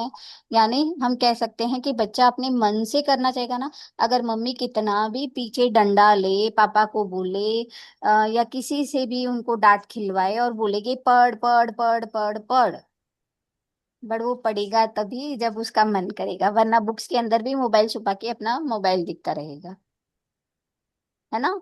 तो इन्हें बार बार टोकना नहीं पसंद है। They don't like hammering. ठीक है, किसी भी चीज के लिए अगर हम पीछे पड़ जाते हैं मीन्स इनके लिए वो चीज और ज्यादा मुश्किल हो जाती है करने के लिए। रोमांटिक होते हैं, they look smart, they look young, under as लगते हैं, अपने एज से छोटे लगते हैं। बॉन्स बैक कैपेबिलिटी होती है इनके अंदर। यूजुअली ये लोग एक ब्लेस्ड होते हैं कि भाई इन्हें है ना सफलता मिलती है। ठीक है, नेक्स्ट इज नंबर 6। नंबर 6 के लिए एक ही वर्ड में बोलूंगी, चमक, है ना। नंबर 6 को चमक, ग्लैमर, लग्जरी, ऐशो आराम, ये सारे ट्रेड्स। नंबर 6 इन्हें फैमिली पसंद है। नंबर 6 है कौन सबसे पहले, तो ये है दानव के गुरु। ठीक है, देवों के गुरु नंबर 3, दानव के गुरु इज नंबर 6। तो इनके पास भी गुरु तत्व है, नॉलेज है, बट इन्होंने क्या किया, देवों के साथ नहीं, ये रिबल होके कहाँ गए, दानवों की टीम को लीड कर रहे हैं। और इनके कारण दानव के ऊपर काफी बार ऐसा हुआ है कि लोग नहीं वो कर पाते थे, because he is very protective. तो नंबर 6 वाले जो होते हैं ना, तो वो बहुत प्रोटेक्टिव होते हैं अपनी फैमिली, अपने नियर डियर वंस को लेकर। है कोई नंबर 6 से रूल कर रहा है, किसी का मूलांक नंबर 6 है, तो इनके अंदर है ना एक ऐसा होता है, वो अपनी फैमिली, इनका यूएसपी होता है। फैमिली में किसी को कुछ हो गया ना तो ये परेशान हो जाएंगे। एक वो पिक्चर था ना कि तोते के अंदर उसका लाइफ था, राजा की लाइफ का, वो कुछ तोते के अंदर था, वो तोता मर जाता है तो राजा भी मर जाता है। तो इनका यूएसबी क्या होता है पता है, इनकी फैमिली, इनके नियर डियर वंस, उनको कुछ होगा तो ये परेशान हो जाएंगे। नंबर 6 आपके सन, ऐसा है। अब देखिए ये डिफर करता है, वो अपने किसको अपनी फैमिली मानता है, किसको अपना लव्ड एंड नियर वन मानता है, तो उनको लेकर बहुत ज्यादा पॉजिटिव होते हैं। ठीक है, तो लाइफ में ऐशो आराम चाहिए, कंफर्ट चाहिए, ब्रांडेड चीजें इन्हें बहुत पसंद है। ये लोग भी मैनिपुलेटिव होते हैं, है ना, वेरी गुड लायर्स। नंबर 6 किसी के अंदर मल्टीपल आ जाता है ना, है किसी के अंदर मल्टीपल नंबर 6, ये लोग है ना जुबान से बहुत खराब हो जाते हैं, they are very abusive. Check करिएगा अपने फ्रेंड्स, ये किसी के डेट ऑफ बर्थ में अगर डबल 6 आता है ना, दे आर एब्यूसिव। और ये लोग क्या करते हैं ना, अपनी जो लग्जरी होती है ना उसको शो ऑफ करने के लिए, they love to show off luxury in their life. No one, आप लोग अब है ना क्या करोगे, अपने नियर डियर वंस की डेट्स आप लोग चेक करोगे तो आप लोगों को चीजें कनेक्ट होती हुई मिलेगी, तो ही फायदा है सीखने का, मतलब वरना क्या। ठीक है, अब हम बात करते हैं नंबर 7 की, टुडे। इनको हम क्या कहेंगे, ड्रैगन्स टेल, इन्हें हम कहेंगे ड्रैगन्स टेल। ड्रैगन टेल क्या करेगा, इमेजिन कीजिए किसी के पास अगर सर नहीं है तो वो कैसे डिसीजंस लेगा, दिल से। तो ये लोग भी बहुत इमोशनल होते हैं। मैं साथ के लिए एक टैगलाइन देती हूँ, क्या है पता है, ये किसी के भी साथ हो लेते हैं, ये किसी के भी साथ हो लेते हैं। अब इमेजिन कीजिए इसके पास सर नहीं है, फॉर एग्जाम्पल इसको साथ मिला किसी का, वो उसके दिमाग से चलेगा, खुद का दिमाग नहीं लगाएगा, इसीलिए ये लोग लाइफ में धोखे बहुत खाते हैं। इमेजिन कीजिए आपके आंखों पे पट्टी बांध दी किसी ने और आप चल रहे हो, तो क्या आप लथड़ाओगे नहीं, आपको ठोकर नहीं लगेगी, इसीलिए नंबर 7 को कहा जाता है कि ठोकर लगती है। But terms and condition apply. एक हमारी गट फीलिंग, सुना है आप लोगों ने गट फीलिंग के बारे में? जब ये अपने इनर वॉइस के साथ कनेक्ट हो जाते हैं, अपनी गट फीलिंग को डेवलप कर लेते हैं, तो स्काई इज द लिमिट। तो इन्हें सक्सीड होने से कोई नहीं रोक सकता। सबसे बड़ा एग्जाम्पल मैं देती हूँ, रामदेव बाबा। आज एक ऐसा साधु सन्यासी जो कितने करोड़ों का आसामी होगा बताइए, world knows him, world. Multi कितने मिलियन। करोड़ा का आसामी है? पतंजलि सब जगह चलता है, ब्रांड खड़ा कर दिया बंदे ने। रामदेव बाबा बच्चे बच्चे को पता है कौन है। राइट, समझ पा रहे हो नंबर 7 की ताकत? लोशु वाले क्या बोलते हैं, नंबर 7 सबसे वीक। नहीं भैया, ऐसा कोई भी नंबर को हम टैग नहीं कर सकते। नंबर 7, देखिए नंबर 7 एक ऐसी कहानी है मेरे लाइफ से जुड़ी हुई। मैं जब न्यूमरोलॉजी नई नई सीख रही थी ना, तो मेरा बेटा बॉर्न हुआ, तो मैंने उसका नेम वगैरह वो निकालने की कोशिश की। बहुत ज्यादा क्यूरियोसिटी हुई, उसकी डेट को डिकोड किया। तब मैंने लोशो सीखा था। तो उसका कॉम्बिनेशन है बेसिक B7 और डेस्टिनी B7। तो बेसिक 7 और डेस्टिनी 7 को लोशो में क्या कहते हैं, कोई बताएगा? एनीवन? चलो ऐसा मत कहो कि फिर नहीं पता होगा। बताइए रणधीर सर, आपको तो पता ही होगा। न्यूमरोलॉजिस्ट ऐसे ही नहीं लगा कर घूम रहे आप।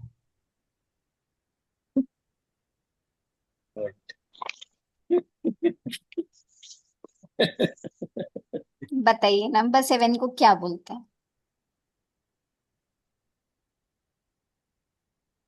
नहीं पता? नो आपने कौन सी न्यूमरोलॉजी सीखी है? मैम, सारे सीखे हैं। सारी सीखी। नंबर 7 तो मैम बेसिकली जैसे ये कहते हैं ना कि ये छाया ग्रह में है, दैट इज। और दूसरा इनका जो है, ये अपने सेंसेस को खुद डेवलप करते हैं, ये है हम्म। ना अगर मैम। डेवलप करते हैं तो ये लोग है ना बहुत ज्यादा सक्सीड होते बहुत हैं। अच्छा मतलब कर जाते हैं आगे लाइफ में। बट आपने अगर 81 किसी के साथ कॉम्बिनेशंस में नहीं अगर लग पढ़े? गए। 81 कॉम्बिनेशंस नहीं पढ़े? पढ़े पढ़े। तो 7 7 वाला क्या होता है? That is the weakest combination, luck factor 0, ऐसा बोलते हैं ना। मैम, वो कहते हैं ना कोई भी काम करते हैं तो ये डबल इनको मेहनत करनी पड़ जाती है किसी भी डबल मेहनत चीज करनी को पड़ करने जाती है, ठीक है। बट 7 7 को वीकेस्ट का। कॉम्बिनेशन या the catch worst combination. Combination कहा जाता है ऑफ द BNDN। बट मैं आपको बता दूं, और उसमें भी देखिए मेरी कहानी सुनिएगा। नंबर 7 और 7, मैंने कहा ये तो सबसे वर्स्ट कॉम्बिनेशन, वीकेस्ट कॉम्बिनेशन, थोड़ा सा डिस्टर्ब हो जाते हैं अपन। फिर मैंने थोड़ा सा सर्चिंग चालू किया, ठीक है। आई एम डेस्टाइन्ड पे नंबर 4, तो रिसर्च हमेशा ही मेरा फोर्टे रहा है। तो मैं सुन रहा हूँ। तो मैंने देखा कि चलो ढूंढती हूँ कि नंबर 7 7 वाला कौन है। तो मुझे कौन मिला पता है? राखी सावंत। मैंने कहा हाय राम, बेड़ा गर्क। राखी सावंत को पहचानते हो सब? फिर मैंने और रिसर्च किया नंबर 7 के ऊपर। तो मैंने देखा जो पुतिन, पुतिन कौन है पता है किसी को? Who is Putin? कौन है?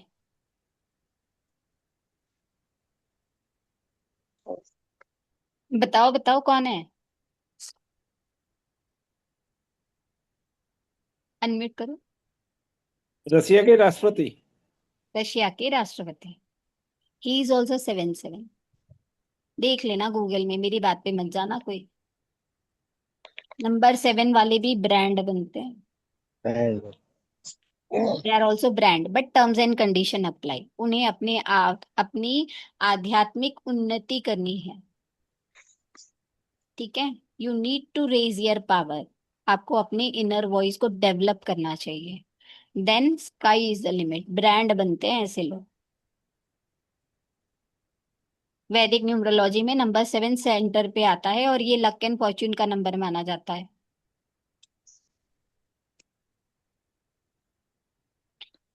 यस, अतिथि जी ने देखो देख भी लिया। ठीक कह रही हूँ अतिथि जी? 7, 10, हाँ जी, हाँ जी, एक मिनट 1952। है। ठीक है, सही था जस्ट सगम गिव मैम। मी 1 minute, ओके, जस्ट।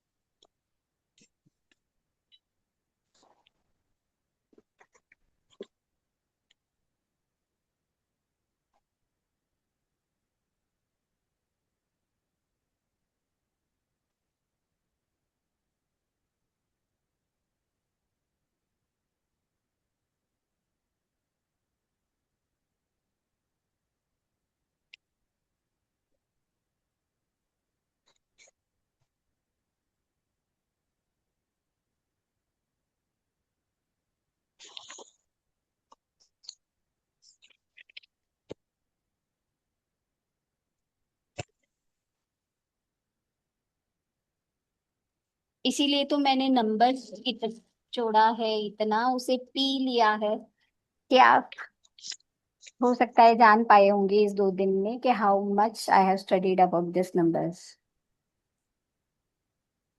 ठीक है, तो किसी भी नंबर को या किसी भी कॉम्बिनेशन को हम टैग नहीं कर सकते हैं कि ये कितना हमें इफेक्टिव रहेगा।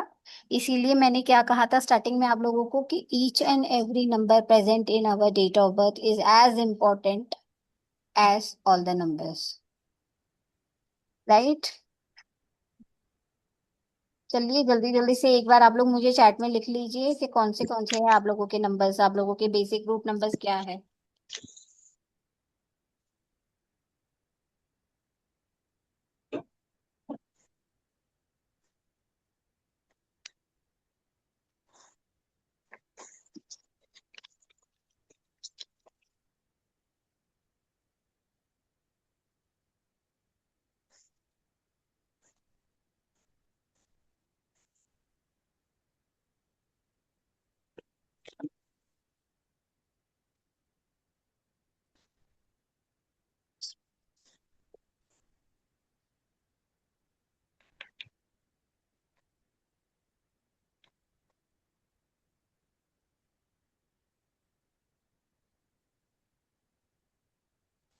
जी, okay, basic is 4, basic is 4, basic is 4, basic is 5। बाकी सब कहाँ चले गए? 2 ही नंबर्स आए हैं मुझे। अच्छा, 4 वालों की एक एक राज खोलूं क्या नमीशा मैम?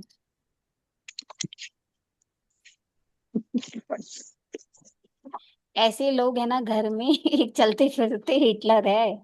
अगर कोई सामान इधर का उधर रख दिया ना, आ बनी घर वालों की तो। ऐसा है निमिषा जी? मैं जागती हूँ आपके घर में आकर। मैम मैं हिटलर तो नहीं बोलूंगी, लेकिन हाँ परफेक्शनिस्ट, जो परफेक्शनिस्ट। उन्हें खुद को जो ही बहुत सामान जहां मतलब। पर रखा है हाँ उसकी जगह वही होनी चाहिए, अगर नहीं होगी तो दे डोंट लाइक दैट। या इनका बस चले ना तो ये बेडशीट को भी आयरन करके रखें, इतने परफेक्शनिस्ट होते हैं ये। हाँ सही कह रही हूँ? यस। सैमसंग जी का भी नंबर 4 है। सैमसंग जी दर्शन तो दे दो, नाम तो मत बताओ।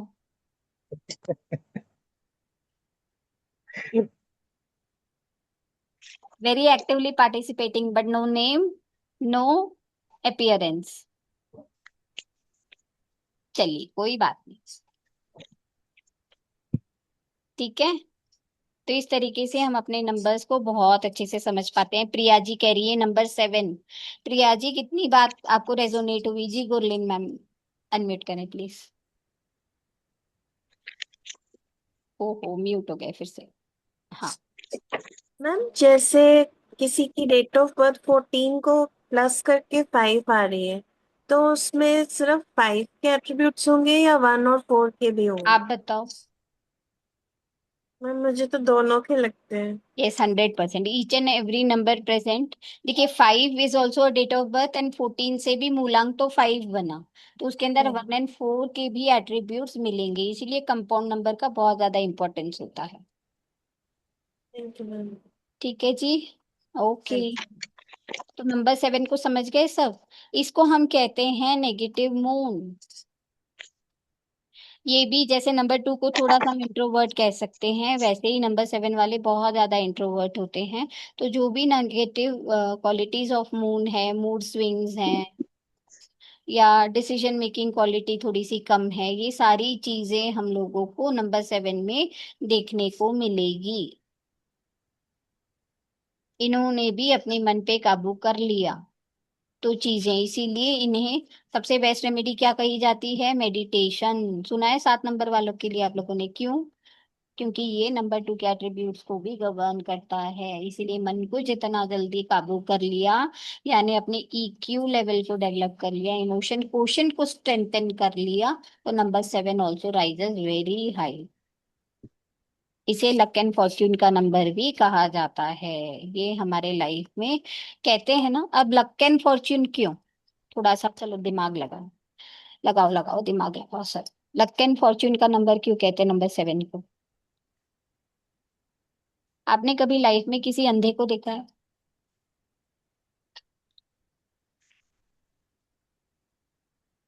देखा ही होगा। किसी बहरे को देखा है? किसी गूंगे को देखा है? अगर आपकी 5 सेंस ऑर्गन्स में से कोई भी आपकी एक चीज डिसेबल होती है ना, तो हम लोग क्या कहते हैं? They have their sixth sense activated. तो नंबर 7 जिनके पास विजन नहीं है, जिनके पास अपना हेड पोर्शन नहीं है, तो इनके साथ हमेशा उनका सिक्स्थ सेंस काम करता है। नंबर 7 वालों के लाइफ में जितना भी बुरा होता है ना, एक डिविनिटी हमेशा उसका बचाव कर लेती है। बताओ नंबर 7 वालों, प्रिया जी कहाँ हो? और रहो पर्दों के पीछे। मैं आप लोगों के है ना डेट्स भी नहीं लूंगी।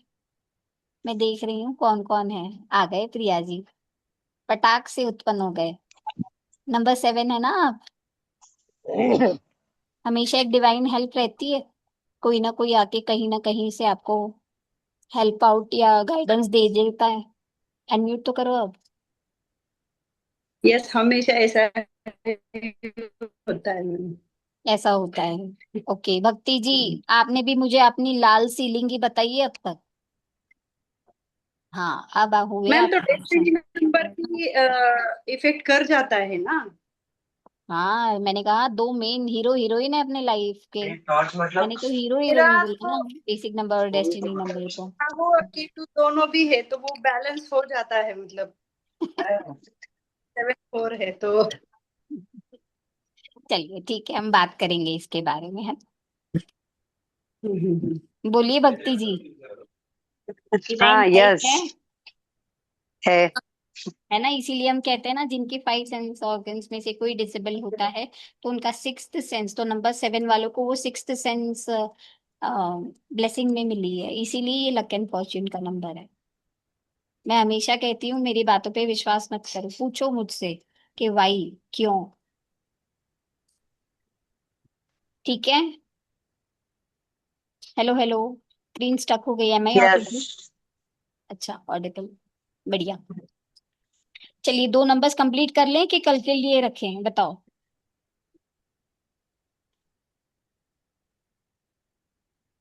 बताओ फटाफट से चैट पे बताओ, टाइम तो बहुत हो गया है आज। 2 नंबर्स करने हैं कि कल पे रखें? गुरलीन जी ने कहा कर लेते हैं। ये गुरलीन जी रहे क्लास में, बाकी सब tata bye bye see you.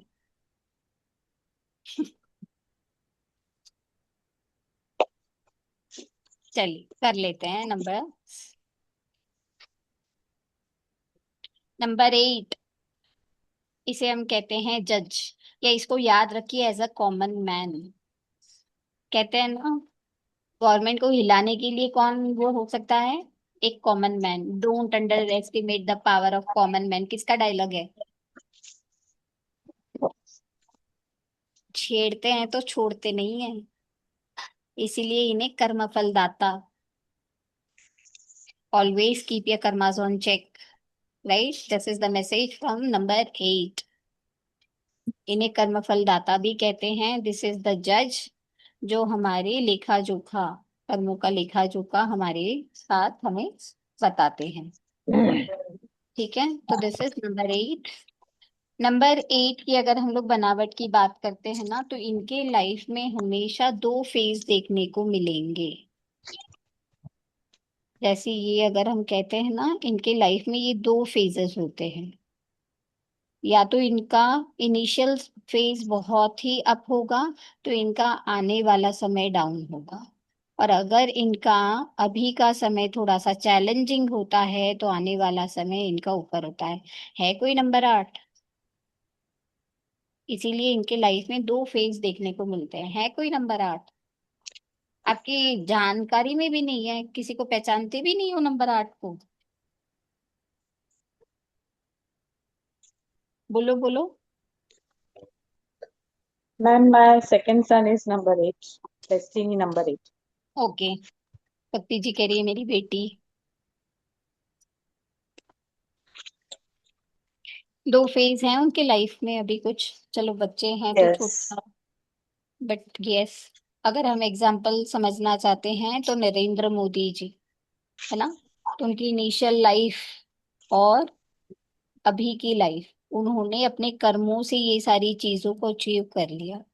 ठीक है, इनके लिए भी रूल्स एंड रेगुलेशन होते हैं कि never ever compromise with your karmas और नेवर एवर डेवलप शॉर्टकट्स। ये इनके लिए गोल्डन रूल है। ठीक है, never ever go for shortcuts.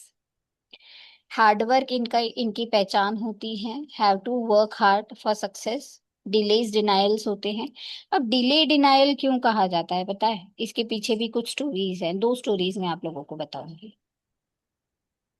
एक तो सैटर्न को, शनि देव को माना जाता है कि ये एक पैर से लंगड़े हैं। सुना है किसी ने?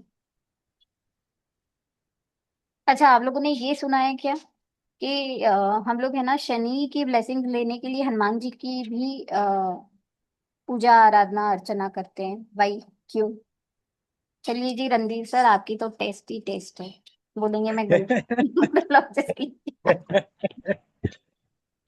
एक्चुअली मैम जब रावण के यहाँ पे कुछ संतान होनी थी, तो उन्होंने क्या है, सब ग्रहों को, जैसे मेघनाथ का, तो उन्होंने सब ग्रहों को वहां पे कैद कर लिया था। बट हनुमान जी ने कहाँ जाके फिर पे? उनको कहाँ पे? अपने वहां, मतलब अपने श्रीलंका में, जो अपने अगर लंका हम में। कहते हैं कि जो वो हॉरोस्कोप से, एस्ट्रोलॉजी के द्वारा, किसी ने सुना होगा, तो 11th हाउस बहुत अच्छा किसका हाउस माना जाता है? 11th हाउस एस्ट्रोलॉजी किसी को नहीं पता? नहीं, 11th हाउस एस्ट्रो। हमारे गेन्स का माना जाता है, प्रॉफिट एंड गेन्स का, डिजायर, विश फुलफिलमेंट का माना जाता है। तो वहां पे उन्होंने उनको कैद कर लिया था कि भाई जब तक मेघनाथ का जन्म नहीं होता, आप सभी ग्रह 11th हाउस में ही रहो। हम्म। आप लोगों ने कुंडली देखी होगी अपनी, सभी प्लैनेट्स है ना, किसी ना किसी बॉक्स में होते हैं। तो जो 11th बॉक्स है, वहीं पे उन्होंने बोला कि आप सभी रहो, because that is the wish fulfilment और डिजायर का हाउस होता है वो। तो वहां पे उनको बंधक बना दिया था जी। जी। तो हनुमान जी ने मैम उनको फिर वहां से आजाद करवाया था बाद में। छुड़ाया था, यस। जी। एक तो ये है मैम स्टोरी। और दूसरा है, एक और स्टोरी है कि वो एक बार उनके, जैसे साढ़े एक सती एक की मिनट, बात। यहीं पे मैं थोड़ा सा हम्म, कंप्लीट करना चाहूंगी, फिर दूसरी स्टोरी में जाएंगे। जैसे मैंने आप लोगों को कहा कि 11th हाउस में सारे प्लैनेट्स को उन्होंने बंदी बना दिया था। बट उन्होंने शनि जी, जो कि हमारे कर्मफल दाता है, वो कभी भी अपने कर्म नहीं खराब करते।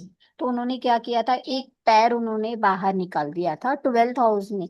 क्योंकि अगर कोई भी ग्रह नहीं रहेगा वहां पे, तो वो तो अमर हो जाएगा। और रावण का बेटा यानी ये भी एक दानव हुआ, है ना, तो दानव और राक्षस का वो बढ़ जाएगा। तो उन्होंने अपना एक पैर, है ना, जैसे ही उनका जन्म हुआ, तो एक पैर उन्होंने अपने 12th हाउस में डाल दिया था।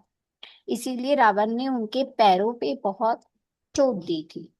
इसीलिए वो एक पैर से थोड़े से कमजोर है। इसीलिए कहा जाता है कि उनका, है ना, चाल थोड़ी सी स्लो है। शनि। क्योंकि रावण ने उन्हें बहुत मारा था और उन्होंने बंदी बना दिया था, कैद में रख लिया था, और फिर हनुमान जी ने आके उनको छुड़ाया था। इसीलिए उनकी चाल थोड़ी सी धीमी होती है। ये एक स्टोरी है जी। अब नेक्स्ट स्टोरी बताइए। अब आप सारी बताएं पति मैम। का कुछ कह रहे थे नहीं नहीं बोलिए, यहाँ पे ये चीज मैं ऐड ऑन करना चाह रही थी इसलिए मैंने आपको रोका। जी बोलिए। तो एक बार मैम जैसे जब साढ़े सती आती है तो कहते हैं कि वो हर एक की लाइफ में आती है। तो जब हनुमान जी के ऊपर भी उसका प्रभाव आया था, जब वो उनको सवार हुए तो हनुमान जी ने उनके ऊपर इतना वजन डाल दिया था कि शनि महाराज जी को तो उन्होंने हाथ जोड़ लिए थे उनके। और फिर उन्होंने वहां पे कहा भी था कि मतलब जो भी आपकी पूजा करेगा, मतलब जो हनुमान जी की पूजा करेगा उसके ऊपर मेरा कोई भी मतलब नेगेटिव इफेक्ट नहीं आएगा, नेगेटिव इम्पैक्ट नहीं आएगा।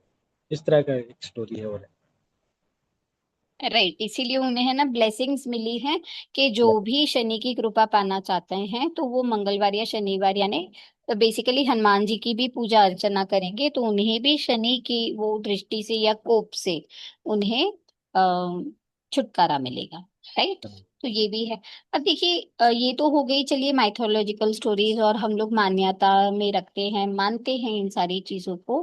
बट अगर हम लोग है ना साइंटिफिकली भी इसको थोड़ा सा समझने की कोशिश करेंगे तो हमने क्या बोला कि जो सन होते हैं वो मिड में है और बाकी के सारे प्लैनेट्स जो होते हैं वो उनके इर्द गिर्द घूमते हैं,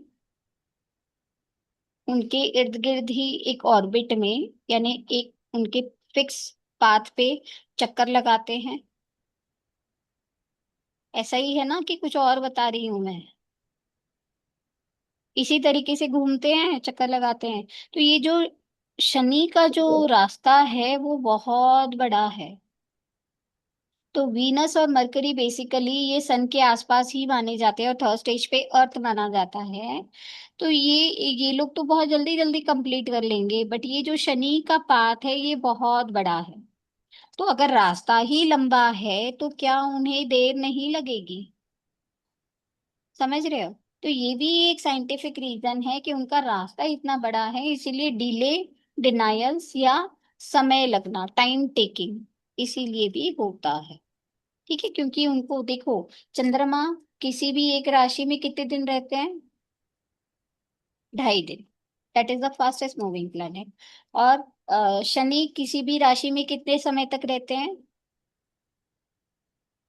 2.5 साल। इसीलिए हम कहते हैं ना शनि की ढैया, शनि की 7.5 यानी आपका जो ग्रह है चंद्रमा है उसके इर्द गिर्द आजू बाजू वाले जो राशियों में इनका जो गोचर होता है, हाउसेस में जो गोचर होता है कि ये दैट इज 2.5 इसीलिए 7.5। तो इनका इतना स्लो मूविंग ये है करके भी इन्हें एक स्लो प्लेनेट कहते हैं। ठीक है, चीजें समझ आई? बट मैं मतलब क्या है कि भाई जो भी आपके कर्म होंगे उसके अकॉर्डिंग आपको रिजल्ट मिलेगा। इसीलिए ये थोड़े से हर्डल्स, डिनायल्स और टाइम टेकिंग भी कहा जाता है। ये लोग भी इगोइस्टिक होते हैं क्योंकि किसके पुत्र है, किसके सूर्य। बेटे हैं? सन के, है ना, इलेजिमेट सन ऑफ सन, सूर्य देव के पुत्र ही है। तो ईगो इनके अंदर भी है। Right, very hard nut to crack, जल्दी से अपनी फीलिंग्स नहीं बताएंगी, बहुत ज्यादा मेच्योरिटी होती है 8 नंबर। जैसे हम लोगों ने 5 नंबर और 6 नंबर वालों को हम लोग बोलते हैं दे लुक वेरी यंग। जिनका भी मूलांक अगर 5 या 6 है, स्पेशली 6 है, तो they always look under as. और जिनका 8 है ना वो छोटी सी उम्र में बड़े बाबा दिखते हैं, बिकॉज ये मेच्योर्ड प्लेनेट है। इसीलिए उनकी पर्सनैलिटी भी कैसी होगी? They will look over age. ठीक है, और इनके अंदर भी ज्ञान बहुत होता है। नंबर 8 वालों के पास भी काफी कुछ हमें एक्सपीरियंस, नॉलेज देखने को मिलता है। क्यों कहेंगे कि हमारी तो सारी परीक्षा लेते हैं ये मैम। देखिए नंबर 3 को अगर हम लोग 2 को मिला देते हैं ना तो ये बनता है नंबर 8। तो ये नॉलेज और एक्सपीरियंस का जीता जागता सबूत है। इसीलिए ये लोग बहुत मेच्योर्ड होते हैं। नंबर 8 वाले हैं ना, मेच्योर्ड बातें करेंगे, ऐसे ही उन्हें नहीं पसंद। तो they follow the rules, law follow करना, ये सारी चीजें इनके अंदर देखने को मिलती है। They want to learn by the self experience. ठीक है, तो दिस इज नंबर 8। चलिए जल्दी से अब हम लोग आखिरी नंबर को भी कंप्लीट कर लेते हैं और उसके बाद आगे बढ़ेंगे। नंबर 9 को इमेजिन कर लो, ये एक वर्दी में पहना हुआ सेनापति, यानी आप राजा के जो भी रूल्स होंगे वो इम्प्लीमेंट करने में कौन मदद करेगा? तो दैट इज सेनापति। तो नंबर 9 क्या है? नंबर 9 इज एक ऐसा प्लेनेट जिसके अंदर फुल ऑफ एनर्जी, इनके अंदर बहुत ज्यादा ताकत, एनर्जी, इसीलिए इन्हें कहा जाता है कि पुलिस, वर्दी वाले काम, ये सारे, जहाँ पे मंगल टैगलाइन वहां पे दंगल। इनको कोई छेड़ दो, they pick the fights very quickly, बहुत जल्दी ये फाइट्स को पिकअप करते हैं क्योंकि शॉर्ट टेम्पर्ड होते हैं, है ना, वेरी शॉर्ट टेम्पर्ड। कंट्रोलिंग होते हैं, मैनेजमेंट क्वालिटीज इनके अंदर ज्यादा होती हैं, यानी सेनापति means they are to rule and they are to control. Control in sense ये लोग चीजों को मैनेज करते हैं, जो भी राजा बोलेंगे वो फट से ये इम्प्लीमेंट कर देंगे, अपना ज्यादा दिमाग नहीं लगाएंगे। They are very good honest, इसीलिए ह्यूमैनिटेरियन क्वालिटीज। देखिए कर्ण को माना जाता है, महाभारत में जो कर्ण थे उन्हें पता था कि Duryodhan and the team were negative, but उन्होंने ये कमिट किया था और एग्री किया था, इसीलिए वो उनके साथ अपना पूरा ऑनेस्टी के साथ लगे हुए थे। Number 9 always influence masses. ठीक है, तो ये लोग भी किसी एनजीओ के साथ या बड़े काम, they are also bound to give to society.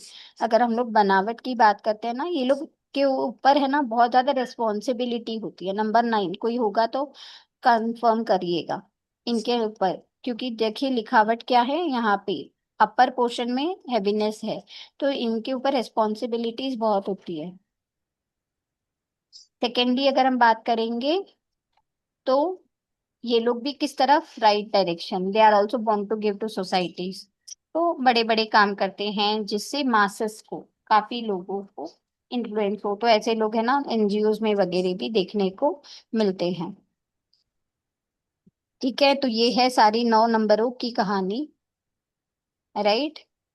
Quickly अगर हम लोग इसको थोड़ा सा सम अप करना चाहते हैं तो देखिए, number 1 is king, number 2 is queen, number 3 is Devguru, number 4 is Robin Hood यानी राहु देव, नंबर 5 इज राजकुमार प्रिंस, नंबर 6 इज दैत्य गुरु, number 7 is dragon's tail Ketu Dev, number 8 is कर्मफल दाता यानी जज, और नंबर 9 इज कमांडर यानी सेनापति। इस कैरेक्टर वाइज आप लोग याद रखोगे तो आप लोगों को बहुत बढ़िया होगा। आप लोग स्क्रीनशॉट लेना चाहते हो तो स्क्रीनशॉट भी ले सकते हो। तो चलिए, बड़ी मुश्किल से हम लोग 9 नंबर की कहानी आप लोगों को मैंने बताई। उम्मीद है आप लोगों को बोर हुआ होगा, बड़ा लंबा लंबा खींचा, मैं तो एक नंबर पे एक एक दिन तक बात कर सकती हूँ। This numbers are really mysterious, very mystical, काफी सारे फोल्ड्स होते हैं इनके। ठीक है, एक्सेलेंट क्लास ना, very thank you so much good ma'am, thank you so much. अब हम लोग, आप लोग एक होमवर्क भी करके आइएगा, है ना, क्विकली। मैं आप लोगों को बच्चा नहीं, कल के उसमें ही करते हैं क्योंकि हम लोग बाकी 2 वैरायटीज के सीखेंगे, तो ठीक है कल के उसमें ही हम लोग करते हैं, राइट। तो आज हम लोगों ने नंबर्स को सीखा, समझा, जाना, और कंपाउंड नंबर्स की भी बहुत ज्यादा इंपॉर्टेंस होती है। जैसे अभी किसी ने पूछा था, अगर 19 कोई है तो उसके अंदर राजा की क्वालिटीज, सेनापति की भी क्वालिटीज, तो ऐसा राजा जो बहुत ज्यादा अथॉरिटेटिव होगा। Why? Because ideas and implementation, ideas with action दोनों है उसके पास।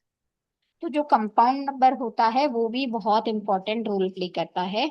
अब हम लोगों ने एक ये तो देखा और समझ लिया कि जो आपका मूलांक है तो वो किस तारीख पे होता है, तो यहाँ से हमें उनके कंपाउंड नंबर्स पता चलते हैं। बट मैं आप लोगों को एक है ना, एक और चीज बताती हूँ जिससे आप अपने डेस्टिनी नंबर का कंपाउंड भी निकाल सकते हैं। ठीक है, बताइए रणदीप सर, आपका डेट ऑफ बर्थ? मैम मेरा 14/9/1971। ठीक है, इस फॉर्म में अगर हम लोग नंबर्स को ऐड करते हैं तो ये जो कंपाउंड निकल कर आता है that is the actual compound of our destiny number. तो यहाँ से भी हम लोग है ना इसको डिकोड कर सकते हैं। ठीक है, पहले हमको क्या लिखना है, डेट लिखना है, मंथ लिखना है और उसके बाद ईयर, और इसको हम लोग इस तरीके से वर्टिकली इसको ऐड करेंगे। तो ये हो गया 14, ये हो गया 9, ये हो गया 9 और ये हो गया 1। इसको हम लोग सम अप करेंगे। 1 + 9, बोलिए बोलिए। 1 + 9, 10 10 10 19 + 9, 19 19, 19 19 + 4, 23 23। आपका बेसिक भी 5 और डेस्टिनी भी 5। डेस्टिनी भी 5। तो आपका जो इसका कंपाउंड निकला वो क्या निकला, 23। 23 को हम लोग ऐड अप करते हैं सिंगल नंबर पे, तो आपके डेस्टिनी नंबर का जो कंपाउंड है दैट इज 23। तो कैसे बना है आपका डेस्टिनी नंबर, 2 और 5 को मिलाकर। Right, 2 and 3। ठीक है, तो इस तरीके से हम लोग निकाल सकते हैं। जैसे फॉर एग्जाम्पल अगर मैं मेरी बात करूं तो मैंने अकल्ट साइंसेस में काफी फील्ड्स में काम किया है। न्यूमरोलॉजी मेरा पहला प्यार, मैंने आप लोगों को बताया। और दूसरा जो बहुत मेरे करीब है दैट इज टैरो। ठीक है, तो टैरो में आप सभी को पता होगा इंट्यूशन, ये इंट्यूटिव साइंस है। Tarot is said to be an intuitive science, है ना। और आप लोगों को बहुत आश्चर्य लगेगा, मेरे पास इंट्यूशन वाले कोई भी नंबर नहीं है। इंट्यूशन के नंबर्स कौन से होते हैं बताइए। बेसिकली मैम 2 नंबर इंट्यूशन अच्छा होता है उनका। 2 नंबर, प्रिया जी कह रही है 7 नंबर, तो मेजरली 2 वन। और 7 को इंट्यूशन के नंबर्स माने जाते हैं। ठीक है, और भी चीजें होती हैं बट मेजरली 2 एंड 7 को हम लोग इंट्यूशन के नंबर्स। और मेरे पास ना ही 2 है ना ही 7 है, but I do very good in tarot, ऐसा लोग कहते हैं, एंड इवन आई से। ठीक है, कि तो मैं बहुत ज्यादा आश्चर्य में थी फिर जब मुझे ये पता चला था कि भाई हम लोग डेस्टिनी नंबर का भी कंपाउंड निकाल सकते हैं। तो वो जो मेरा बन रहा था that was from master number. ठीक है, तो मेरा है 3, 10, 19, 80। तो इसको अगर हम लोग ऐड करते हैं तो कितना बनता है, ऐड करिए। 9 + 1 10, 10 + 9 19, 19 + 3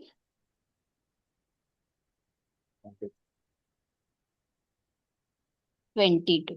तो मेरा ये जो मास्टर नंबर बन रहा है 22 से 4 जो बन रहा है, यहाँ से मुझे नंबर 2 की मास्टर नंबर की क्वालिटीज मिल रही है। इसीलिए ये मेरा इंट्यूशन को बहुत ज्यादा हाई करता है। ठीक है, तो यहाँ से हम लोग अपने हिडन कंपाउंड नंबर से भी अपनी चीजों को डिकोड करने के लिए हेल्प कर सकते हैं। नया सीखा कुछ सत्या जी? सत्या जी आप बोल दो तो मैं बोलती हूँ कि yes, something I added to your knowledge and value. बाकी रटा रटाया तो बहुत मिल रहा है, ऐसा मुझे सत्या जी ने बोला था। नहीं ऐसा कुछ नहीं है, ऐसा कुछ नहीं है। आज कुछ नया सीखने को मिला। लास्ट वाला अच्छा था, आपने जो बताया था, जिस तरह आपने प्लस करके बताया था डेट ऑफ बर्थ को, डेट ऑफ बर्थ में डेट, मंथ एंड जो सन है वो लिख के फिर उसको प्लस करके जो आपने निकाला था वो अच्छा लगा। वो कुछ नया था। राइट, एज नंबर का भी हो सकता है किसी ने नहीं सुना हो। तो I am trying to give something which is not easily available, जो हम लोग मेनली हमारे मेन क्लासेस में देते हैं। But because I want to tell all of you hello to the actual numerology and actual power of number, इसीलिए ये सारी चीजें हम लोग डिकोड कर रहे हैं। राइट, उम्मीद है आप सभी को बहुत अच्छा लगा होगा। जो भी आपके ऑनेस्ट रिव्यूज है जरूर क्लास में दीजिए। कल तो किसी ने नहीं दिया था, पता नहीं क्यों नहीं दिया था। बट अगर आप लोगों को लग रहा है कि yes we are getting some knowledge, so please do share in the groups, that will definitely help me and motivate me a lot. Okay, thank you, आज के लिए इतना ही। आप सभी ने मुझे बहुत ध्यान से सुना, इसीलिए आप सभी का बहुत बहुत धन्यवाद। थैंक यू नमस्कार। एवरीवन, जय श्री कृष्णा। जय श्री कृष्ण, हर हर महादेव। टैरो का कोर्स का आगे हमारा एक वेबिनार आ रहा है टैरो का ही, तो we will definitely talk about that. Do share your reviews in the group. ठीक है, प्लीज ग्रुप में अपने रिव्यूज शेयर कीजिएगा। Okay, Bye bye everyone. We'll meet exactly at 11:30 tomorrow. Bye. Jai Shri Krishna.